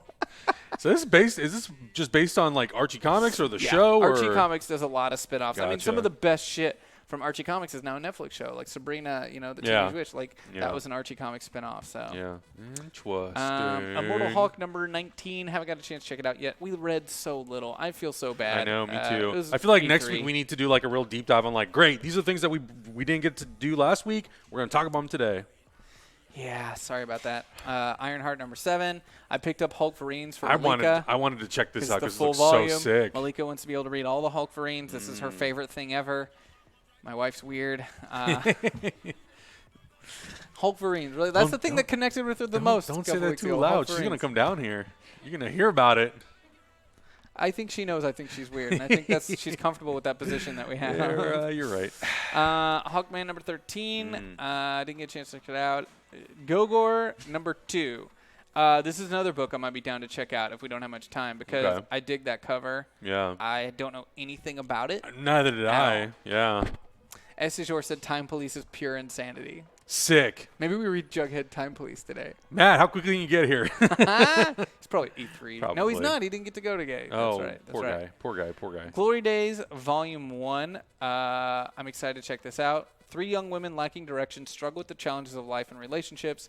Violet has dumped her boyfriend and is finding it hard to move on. Leela has betrayed her best friend and finds herself now ostracized by her social circle. And Helen struggles to find balance between her personal life and something else that trails off. But why is there not a read more? I never got that. I don't. Every time I'm scrolling through, I'm like, great, I can't read what the rest of the sentence is. But all right. Yeah, I can't. I don't like that. You stoop. I'm really mad I didn't finish this. Giant Man. Because I think Giant Man is one of the best tie-ins to War of the Realms. Yeah. And I can't wait to check it out. Nice. I think this is the last one, 3 of 3. I think it's been really fun, really cool. So I'm going to check it out and get back to you on that. Nice.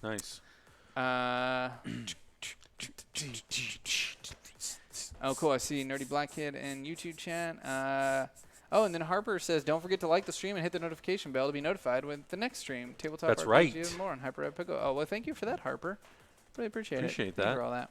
Yeah, hit the bell. Otherwise, like I've heard from a few people recently, like when we did the massive trailer drop for E3, they got notifications for all the trailers except for Avengers. I'm like, what the fuck? Why do we do this? Yeah. We put so much hard work in it, and YouTube doesn't even allow. I have so many issues with YouTube right now. I'm not even going to get into it right now on the show.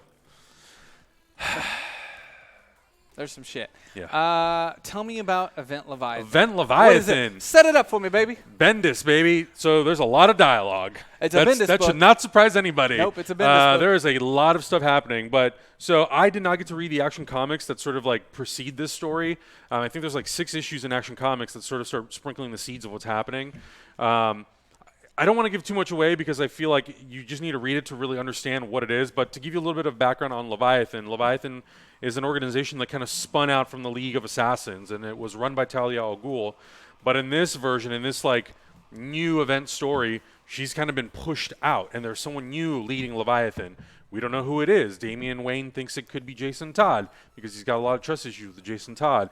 But this organization has taken down Argus, the DEO, all these other organizations within the DC universe, and their objective is to come in and basically restructure society, similarly to the way I think like League of Assassins have sort of done, but in a harsher, sort of more aggressive way. Leviathan essentially pushed Amanda Waller to go into hiding. They completely took down Task Force X. Ooh, so I'm like, man, if you've gotten Amanda Waller to go into hiding or go on the run, like you are making an impact in the DC Waller's universe. hard to shake. She is a hard one to shake. So this story basically picks up where one of the organizations has been destroyed, and Batman and Lois are going to investigate. Batman and Lois. Batman and Lois. What a team up. And immediately from page 1, Bendis writes them as 2 characters who do not trust each other. Of course and not. It's not. Of course not. And it's not in a way that like we kind of have come to known, where these characters, you know, there's definitely like an element of like, well, she trusts him because Superman trusts him, but even with Superman and him sort of like, Superman don't trust him. I mean, Superman of course he doesn't. But I think like she feels safer. But the fact that Superman is not there, she is very apprehensive about being on this mission with Why Batman. would anyone in the DC universe trust Bruce Wayne? But the thing that I love that I will like spoil is there's a character that they come into interaction with who I won't say who that character is, but this character basically reveals that Leviathan, whenever Batman makes a new gadget or new piece of tech that's on his utility belt, Leviathan figures it out immediately. They reverse engineer it and then make something better. Yeah. So it's like Leviathan is completely tuned into everything that's happening in the DC universe, like all the organizations, whether they're good or bad, where all the villains, where everyone's whereabouts are. They even kidnapped Clark Kent at one point to try to lure out Superman. So they're very good at just trying to figure out how to break. Now the mission, the objective is once they break down all these organizations, it seems like the goal is to completely break down the Justice League and any characters that are involved or affiliated with the Justice League. So nice. I'm very curious that, there's some other side characters that are related to other characters and see how that's going to play out and just to learn more about Leviathan as an organization and what is their main objective in this story, but also how long is it going to take before we find out who is going to be the person that is now leading Leviathan. Awesome. So there's a lot of like deep stuff in there, and I love the interactions between the characters, and it's really fun to see Lois and Batman team up in this. And then obviously the cover reveals that Green Arrow is in it as well, and the Question.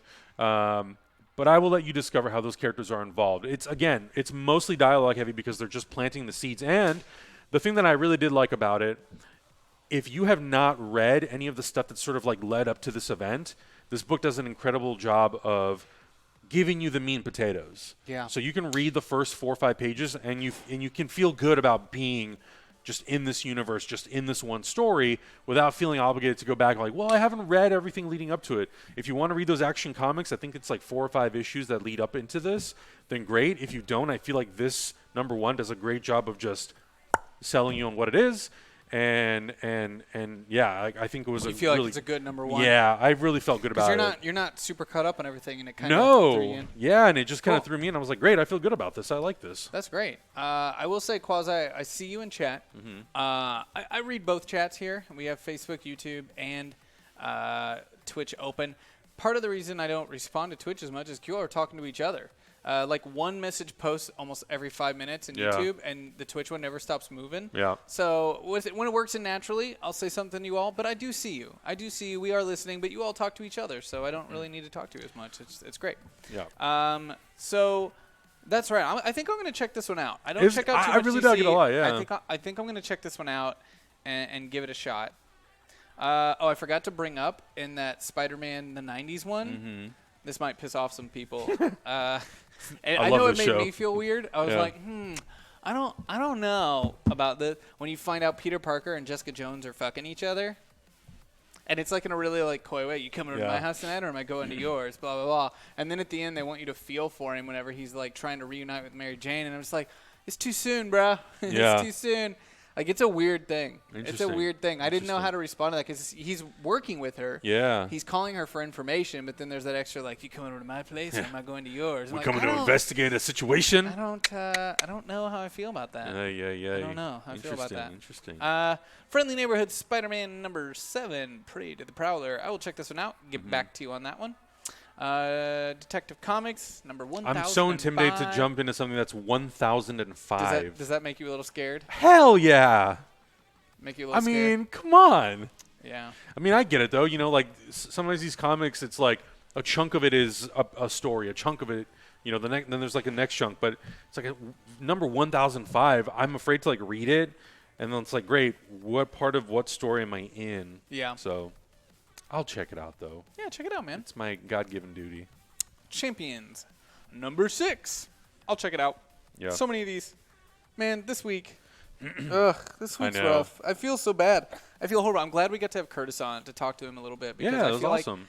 I feel so bad right now. We'd be screwed. I know. We wouldn't have enough to do a show. I know. Would you guys just like to sit here and talk about what we don't know? Yeah. We can talk about that all day, actually. We can talk about all the things we don't know. Yeah, there's plenty of that. I know very little. Catwoman #12. I'm going to check this one out. Yeah. Batman the Outsiders. This is what else you read. This is the other one that I read, yeah. And again, this is issue 2, so I have not read issue 1.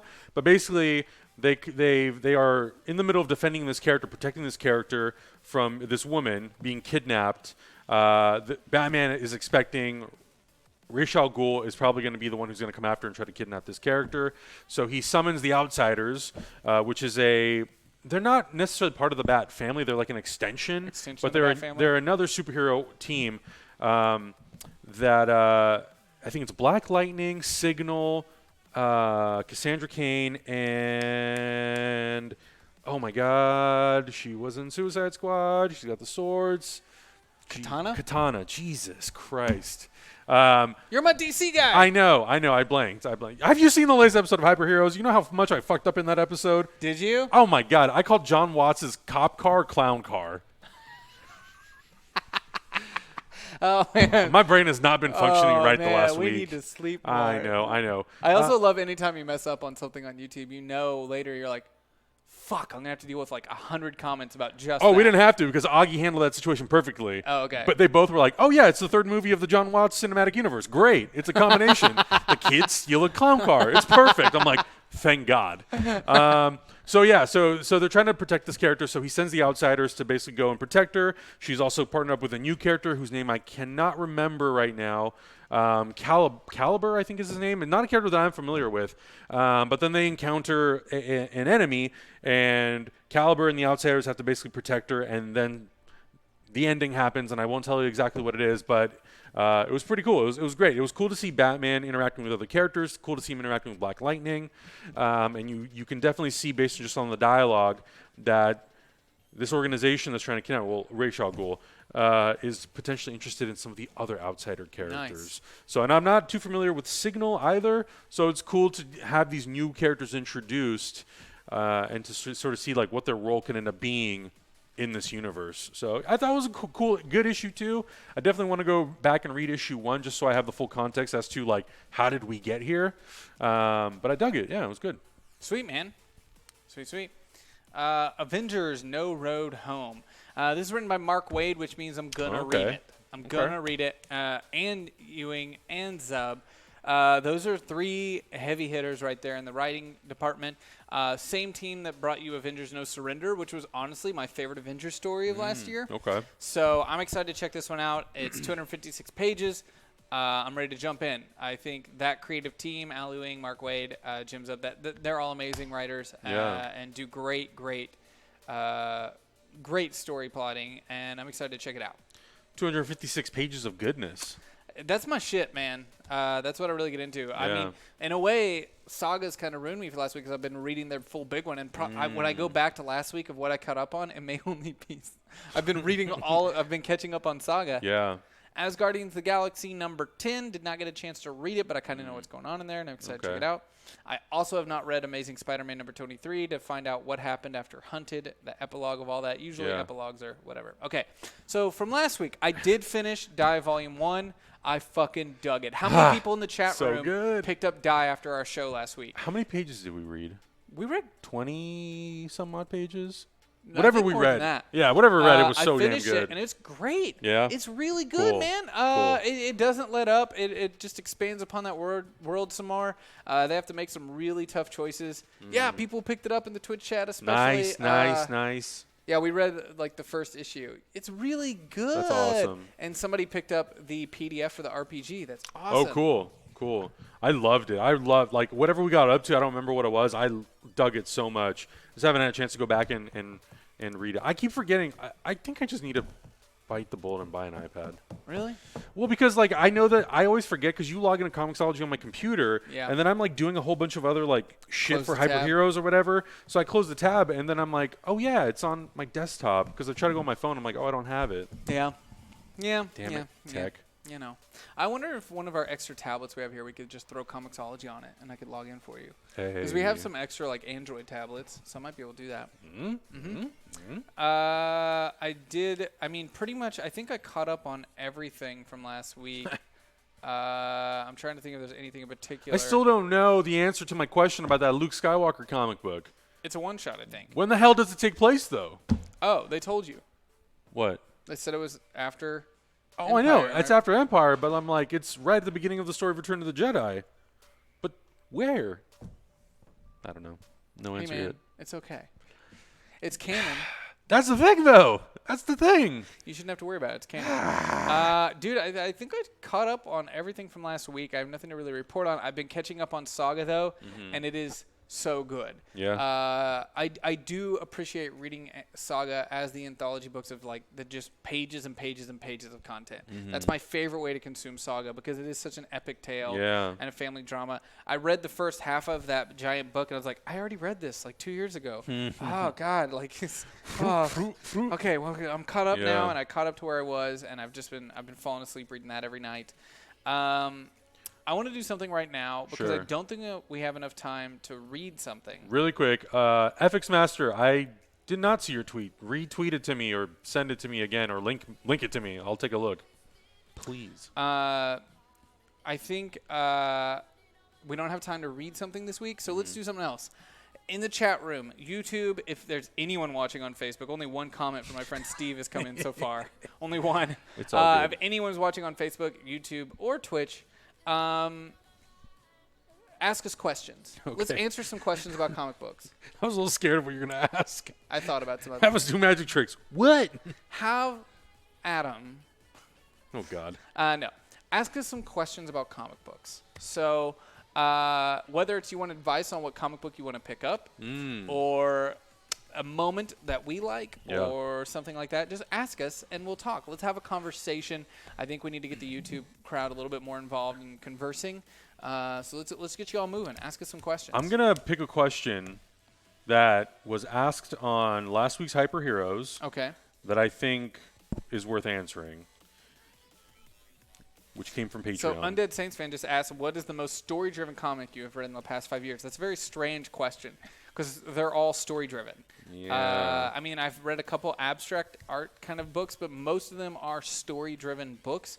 So I don't know what you mean by most story-driven. Like the most words? Yeah, I don't know.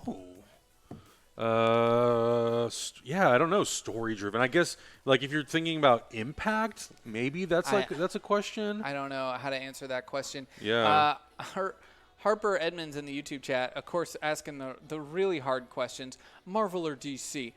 Come on, you can come up with better questions than that. I'm going to say Image in that instance. Always. I'm always going to say Image if you ask me Marvel or DC. But I read more Marvel. But I understand that that's a silly question because I just didn't grow up with DC. Not only that, I'm just not trying to turn the comments into a nightmare. Well, it's just like one of those things where it's like there's good books from all companies. Of course. I read more indie stuff than the big stuff by far. Yeah. More creator-owned books. But when it comes to what I read from one of the big two, I'm going to read the one I grew up with. And I feel like that's how a lot of people work. It's like, these are the characters you know. These are the characters you're connected with. Anytime a book comes out that gets great critical acclaim, I check it out. Fair. I think that's a really good question. What's that? From Shai Chowdhury in the YouTube chat, what is the oddest thing about you and comic books? For me, I have Absolute Sandman Volume 1 through 4 on my bookshelf for about 5 years, and I've never read them. So what is the oddest thing about me and comic books? I think I've told the Twitch chat this story before, but I'll tell you all on YouTube. I had thousands of dollars worth of Spider-Man comic books. I've thousands. heard the story. Yeah. And they were given to me by my grandmother. My grandpa died before I ever got to meet him. When my dad was really young, he died in heart surgery, actually. Oh, wow. And he left behind some Spider-Man comics from the 60s. And my grandma gave me this box. She was like, your dad and his brothers never got into this. I like to draw. So she was like, I think you'll enjoy these. I'm terrified where this is going. I had no idea what they were. They were just Spider-Man comics, and they made me fall in love with Spider-Man. They also taught me how to draw. So I drew all over them, colored on them, learned how to trace on top of them, did all that stuff. And then Pogs came out. You remember Pogs? I had a custom Pog maker. I actually have one here somewhere, a custom Pog maker. And I made a bunch of Pogs out of those Spider-Man books. Just cut them up into circles, made Pogs so I could flip them, all that good stuff. And then I think I was 14 years old the very first time I ever saw a wizard. I was out of town visiting family, and I saw a Wizard magazine, and it had Wolverine on it. So I was like, whoa, Wolverine. Oh, shit, I want to check this out. What's this thing? Oh, cool. Mom, did you know people sell comic books? I have some comic books at home. What the fuck? Oh, What do you mean this? I could have bought a car. I could have gone to college. Why did you let me cut these out? I blamed them. But they couldn't have known. They couldn't have known. They couldn't have known how much they were worth. So I, at one point, owned some ridiculously rare and valuable comic books, and I cut them up into little pieces. Drew on them, colored some of them, crayons, stuff like that. I've had a long history with comic books. You fucking idiot! I know, Wow. right? What's your strangest, like... If it makes you feel better, I did that too, but I did those with books that you can buy, like, anywhere. It doesn't make me feel better. Why would that make me feel better? Well. Why would that make me feel better?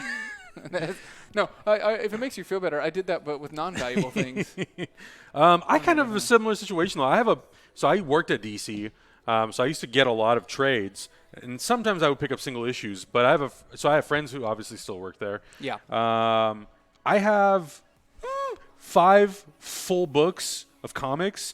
I have read maybe 1 box worth, and another 4 boxes of stuff that I've like not read. And some of it is still in like the plastic wrap, and some of it is old stuff from like the 70s and 80s. I think there's like a Superman book I have. There's some oldies in there. Can we look at these? Oh, we should, because I think some of them might have some value. Not a lot. And I'm not like not a lot, but they have some value. Yo, I have. For her yard sale, I made $1,000 off selling my comic books up there. I know, it's crazy. Freaking my comic books help move this company. I have, I think, like 8 or 9 issues from the Death of Superman run. So, I don't know. I have, like, so much stuff in there that, like, my friends will just give me. And I'll sometimes go through some of it, but there's a lot of other stuff that I have not touched. Like, I have whole runs of Swamp Thing that I've not touched that Whitney is like, you should read this. I'm like, I have this. I haven't read it yet, though. Hi. Rat Queen's coming up next. Yeah, we got curtains all night. Rat Queen. Yeah, he was here earlier, hanging yeah. out. They can't hear you because you don't have a microphone. It was chill. Good talk. There's been a bunch of I love questions. this question right here. Sure. Adam, if you could write a Superman story, what would you explore? What would you try to say about Superman? What important thing do you have to say about the most powerful man in the world? What can you bring to that, Adam? The thing that I've always been frustrated by people sort of take is the wrong word. Their impression of Superman is that he's not relatable. And the thing for me as a kid, I found Clark Kent to be extremely relatable for many different reasons. Mostly because he kind of was always like a little bit of an outsider, and especially when you read some of the earlier stuff when he's young Clark Kent, he's growing up and he's got these powers and he's trying to come to terms with how to deal with it and all that sort of stuff, and how everyone around him sort of treats him because of that. But also because of Superman, because it's kind of the same thing. He is an outsider because he's got all these abilities, he can do all these things, but the one thing that he definitely cannot do and has always kind of struggled with some movies but a lot of comics as well, is you can do all these amazing things, but he cannot prevent death. No matter what he does. No matter what dies. he does. You know, if someone's falling from a building, yes, he can catch them. If that person has a heart somebody might attack, be falling from a building somewhere else. Exactly. He cannot be in 2 places at once. He has to choose between the child falling from the balcony and the person on fire, 5-10 blocks down. So I think like that's something with Superman that I would like to explore, is like how, let's look at his power set and his challenges in a different way, other than just like, trying to be faster than a speeding bullet and trying to, do all these amazing things and building a universe. I want to really get down to the core of who Superman is and what he represents. And I feel like we've done a little bit of that, but not enough cinematically.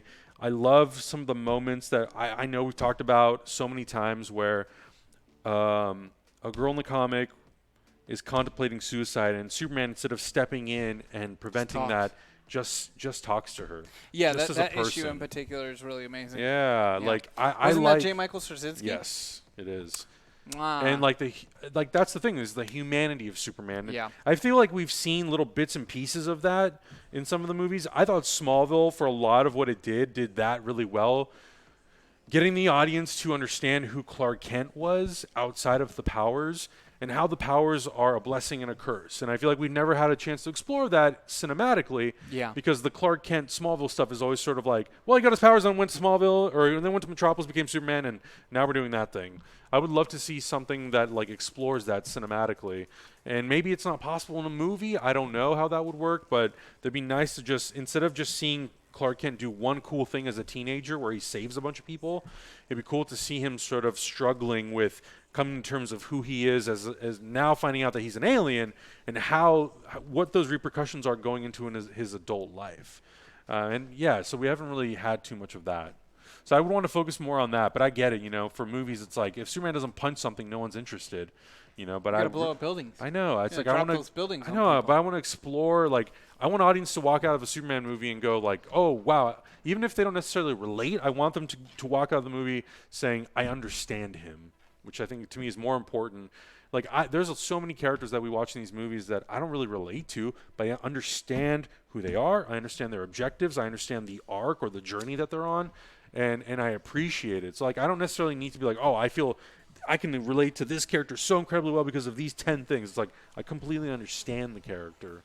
So there you have it. I got a question from Nerdy Black Kid. Again, Zach, if someone asks you to paint your favorite cover and use that degree you spent so much on, let's not bring that up. Be in debt forever. What cover would you paint?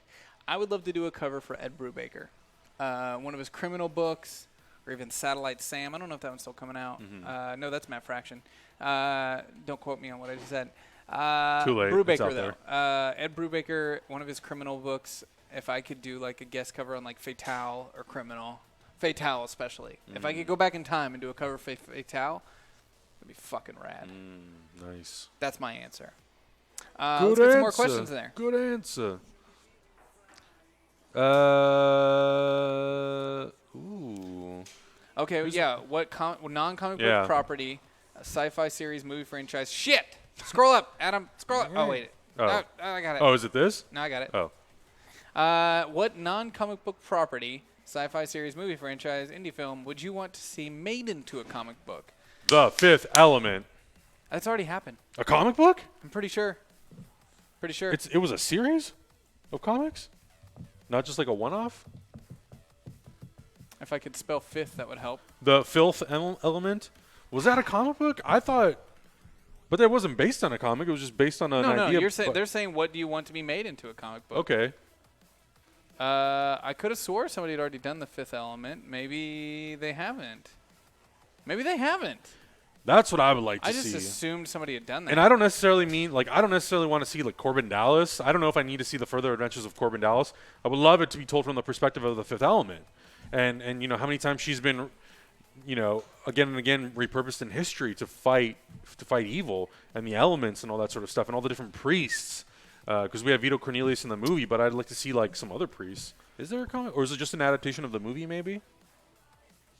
Okay, some interesting stuff here. According to Wikipedia, the Wikis, which is always the most reliable. It says Luke Besson started writing the story that became the Fifth Element when he was 16 years old. He was 38 when the film opened in cinemas. Wow. Jesus. That's... Besson wanted to shoot the film in France, but suitable facilities could not be found. Filming took place instead in London and Mauritania. Comic artists Mobius and Jean-Claude, whose books provide inspiration for parts of the film, were hired for production design. Okay. So there's a comic book inspiration from the art from like artists and stuff. Okay. So my answer's valid, Zach. So the Circus of Power. So here's like an example from Wikipedia here of like design. Yeah. I just think it's such a rich universe, and I just loved the design of what the future would look like. I thought it was so cool, and I just loved it so much as a kid. It's one of those movies that I can literally rewatch. I don't know. I could watch that movie once a month, and music's great. Obviously, you're not going to get the music in a comic book, but I just loved the style, and I loved the characters, and I would just like to explore the Fifth Element and especially the priests, and like passing on that knowledge of that history of who the Fifth Element is, the weapon, and all the different things that that weapon has encountered throughout history. And apparently, Jodorowsky, of all people, claimed that the film had plagiarized their comic book, The Incal.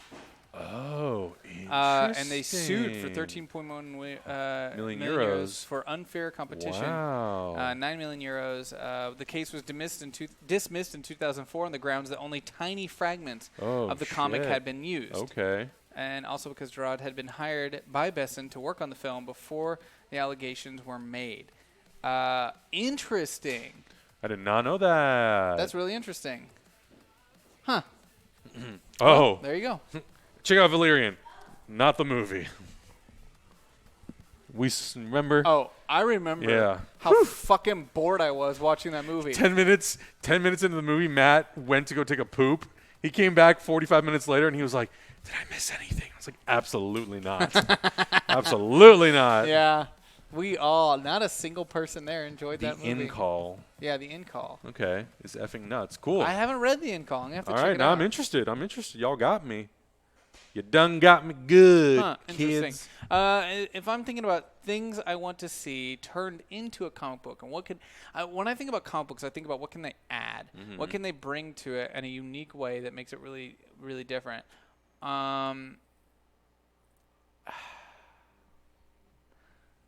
this is actually it's a really tough one because I have a lot of things. So if I'm trying to narrow it down, I just came up with another one. Damn. All right, I'm not gonna say it though. Some video games I feel like are really primed for it. Some of the more artistic ones. Oh my gosh, yeah, I gotta really think on this one because I have my like knee-jerk reactions, which is like I want to see a really great creative team bring something like Twin Peaks to life in a comic book in a really unique way. Using comic books instead of just telling the story of Agent Cooper. I'm going to spin this question a little bit. Yeah. If you were to turn Kolak 1991 into a comic book. Oh, well, I want to really bad. Who would you get to write it, or would you write it? I would write it. Okay. 100%. Well, fuck everybody else. I would write that. Well, that's all I got tonight, kids. Have a good night. You think I was asking Kurtis what kind of script process he goes through for just because I was being nice? Give me your tips, man. I got work to do. Give me your tips and tricks. I'm going to take the director's cut of this Venom book. No, I've read so many director's notes and stuff like that in comic books. But, no, I'll write Kolak myself. If I get to draw it, that's a whole nother fucking story. Yeah, I have a comic book that I really want to write, too. And you kind of know the story because we pitched it to you as an RPG. Yep, I remember that. I want to do that as a comic, yeah. God. This is honest. I didn't think this question was going to be so hard, but I just keep, like... I think Altered Carbon would be amazing, but it may have already been done. Yeah. That one might have already been done. Only reason I went immediately to the Fifth Element was because I immediately tried thinking of something, because the question had sci-fi.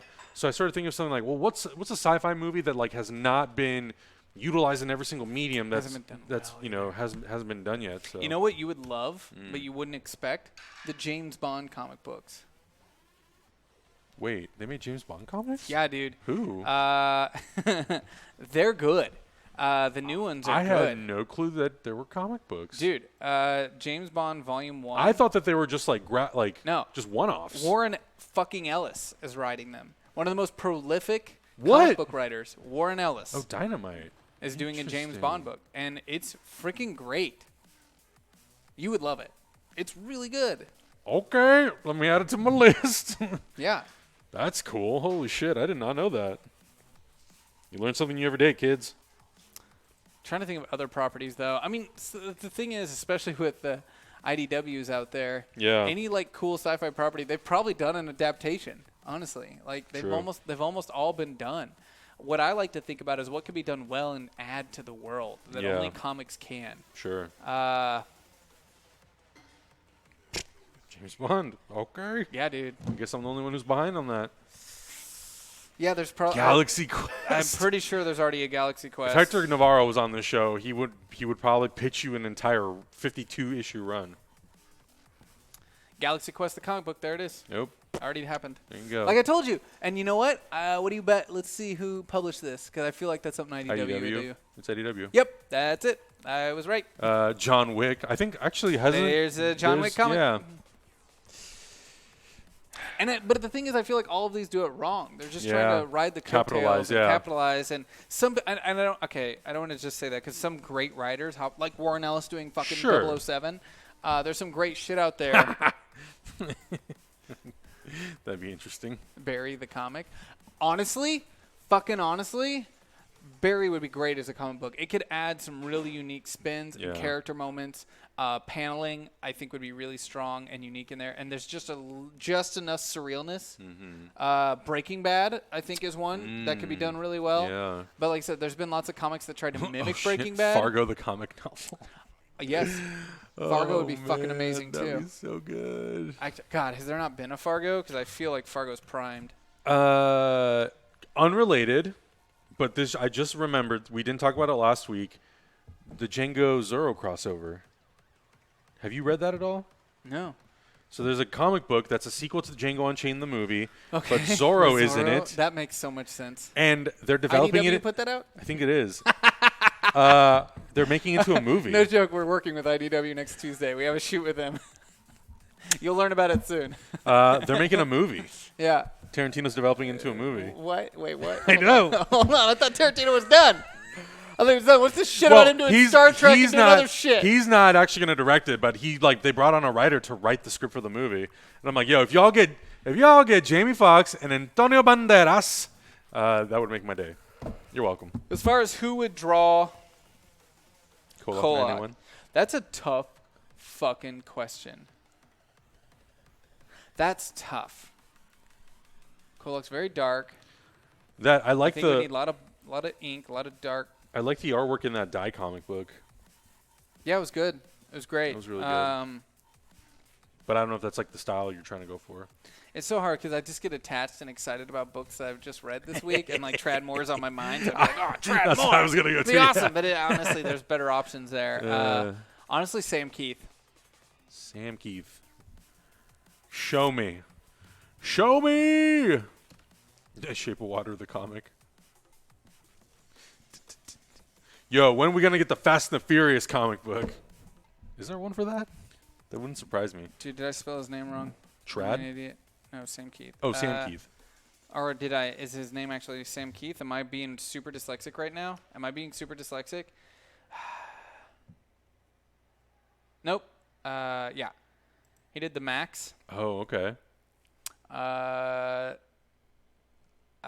is the only time I've seen Keith spelled that way, by the way. Yeah, that's why I spelled it wrong the first time. I fucking love Sam Keith, and I feel like what the farts? Like the way I envision some of the stuff in my head, I feel like would be very much in that realm. I can show you all some stuff real quick here. Let me see. His covers are a great example. Like that's really these cool, proportions, the kind of like cartoonish but yet hyper realism at the same time. Yeah. I dig that shit.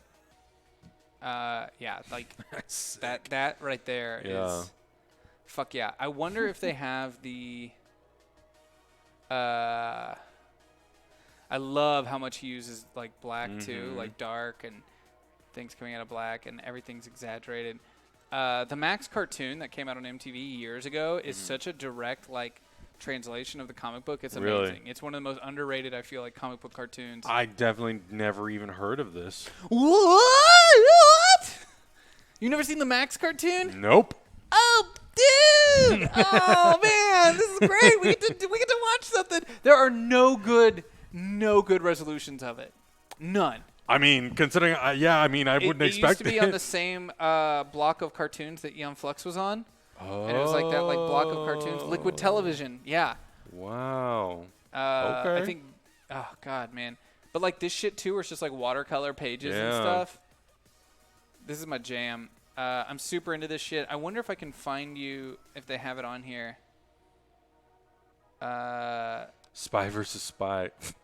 Back in the day, I used to make little shorts on YouTube for Spy, like that were adapted from Spy versus Spy. No way. Books, yeah.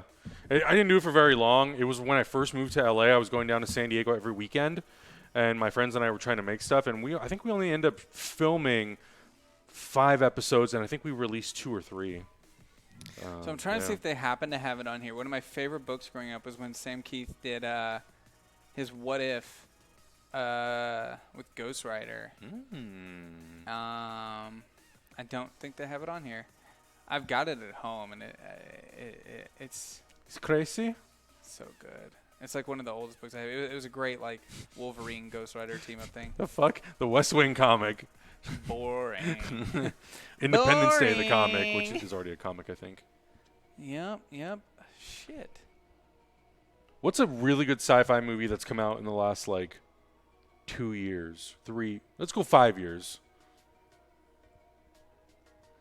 Oh, God. Immediately off the top of my head, I'm thinking of things like Annihilation, Ex Machina. Annihilation and Ex Machina are two of the strongest for sure. Yeah. But, I mean, if you dig Annihilation, the writer for that movie writes amazing comic books. Yeah. Eric Heiser, writes amazing books. Yeah. So he's already in the comic biz. Some amazing... I mean, It Follows, I think, is ripe. It Follows could be a great horror anthology because you could just keep telling that story in different ways, like an anthology, you know? That's actually one thing that I would love to see for Halloween. Whether it's a Netflix series or a comic book series, I would love to see that as what is originally intended to be, which is an anthology series. Because I feel like in the 80s, fans really were like, no thank you, we want Michael Myers. But I would love to see someone pick that up as a comic book or Netflix show with if it's Netflix related, John Carpenter is some sort of creative producer, or if it's comic book, I don't have anyone to really pitch, but I think it'd be so cool to see Halloween series, an anthology series of different things. Going really gory in horror and then doing something that's a little more thriller horror-esque. Man, I'm all stuck on this, who would do art. I'm trying to think, there's very questions particular are being style. asked, I like the really man. dark Live, Die, Repeat. Edge of Tomorrow. Edge of that Tomorrow. Could be interesting. Yeah. Not bad. Yeah. Especially if it was other stories within that world. That could be interesting. That could be interesting. Blade Runner, I don't know. There has been. Blade Runner's been done. I'm almost certain. Yeah, I'm Blade sure Runner it is way has too famous of a sci-fi Yeah, property. Yep. Yeah. Yep. And these are all probably recent even. Blade Runner 2019. Yeah, because they also did those animated shorts that went along with it. Yeah. Okay, Villainous saying Jonathan Wayshak. Let me look that up. I'm sure I've seen his stuff. Oh, yeah, Edge of Tomorrow is based on a manga. Forgot about that little detail. I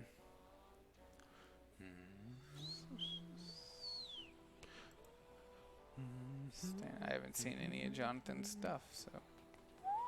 Oh, did Call of Duty Zombies? Oh, also the dude that does the Godzilla books. Oh my God, so good. I don't know how his stuff would translate for more humans. I love his shit though. I love it so much. Godzilla in Hell. I wonder if this is the right ones. I don't think. Oh wait, go back. I clicked the wrong button. There it is. We're gonna borrow this. I'm gonna show you. It's freaking great. Thank you, Comixology Unlimited. Open, you son of a bitch. Open! Real big fan of this work. It's very ink heavy, lots of small details, very aggressive. Oh, that's so sick! I want that as a poster. James Sticco. That's cool. Look at that shit. Whoa! That's Godzilla awesome. in Hell. That's Is that not so one of the best cool. setups for a comic book? Oh shit! That's Godzilla awesome. in Hell. Wow. That's really cool. Abandon all hope, ye who enter. Is this not fucking awesome? What the fuck? People sleeping on Godzilla comic books. There's some good shit. Amazing. Look at that. He destroys all that, and then it says lust, and you're like, what does this comic even fucking mean? Dang. What is all this shit? What the hell? Look at this shit. I love the ink work on this. That's so cool. There's so much detail. Holy crap. But it's fun. Whoa. Yeah. It's really fun. That's the Godzilla cool. in Hell books are amazing. They're silly as shit. Really fun. Look at that shit. Oh my God. Holy shit. That's insane. I love that there's no dialogue in any of this. Yeah. It's just visual desserts. Yo, is that dead Godzilla? Is that Hell Godzilla right there? Whoa. Yo, is that Hell Godzilla? Oh, shit! What? Oh, shit! We're just reading a comic book at this point. I would love to do a monster book with this dude. Wow. Amazing. That's Amazing. So good. That's awesome. I love that. What? Holy crap. I love the fact that you can just put on a Godzilla score and you're just like, flip, flip, flip. Look at this Damn. shit. The color, too, is like, I don't know. It's just such a perfect fit. Damn. Wow. Right? There's so much detail in there. Damn, dude. That's cool. I love that.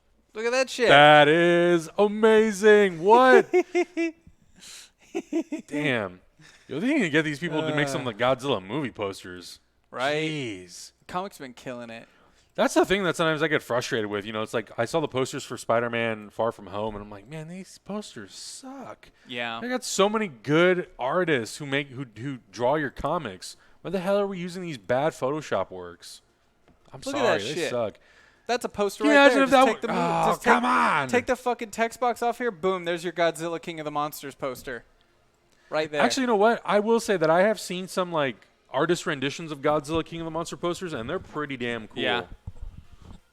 But man, the Spider-Man ones are brutal. Holy shit. Now we're back to the usual artist. I love this shit. That was so cool. I love this shit. Nice. It's just so weird. Damn. Wow. There's no words in this book. It's great. Fucking shit up. It's kind of fun. If you've like spent the last 2 hours just like reading to like end with this, you're like, great. Action. All right. Action. We're getting yelled at from Amir downstairs. Wow. Thank you all so much for watching Comics and Coffee Day. Make sure to stick around. If you are not on Twitch, head over to twitch.tv/hyperrpg to watch Rat Queens right now. A special guest, Kurtis Wiebe, the man who created Rat Queens, is here to play Gary. You don't want to miss it. Tune in right now. Amir, Amir. Come on, Amir. Amir.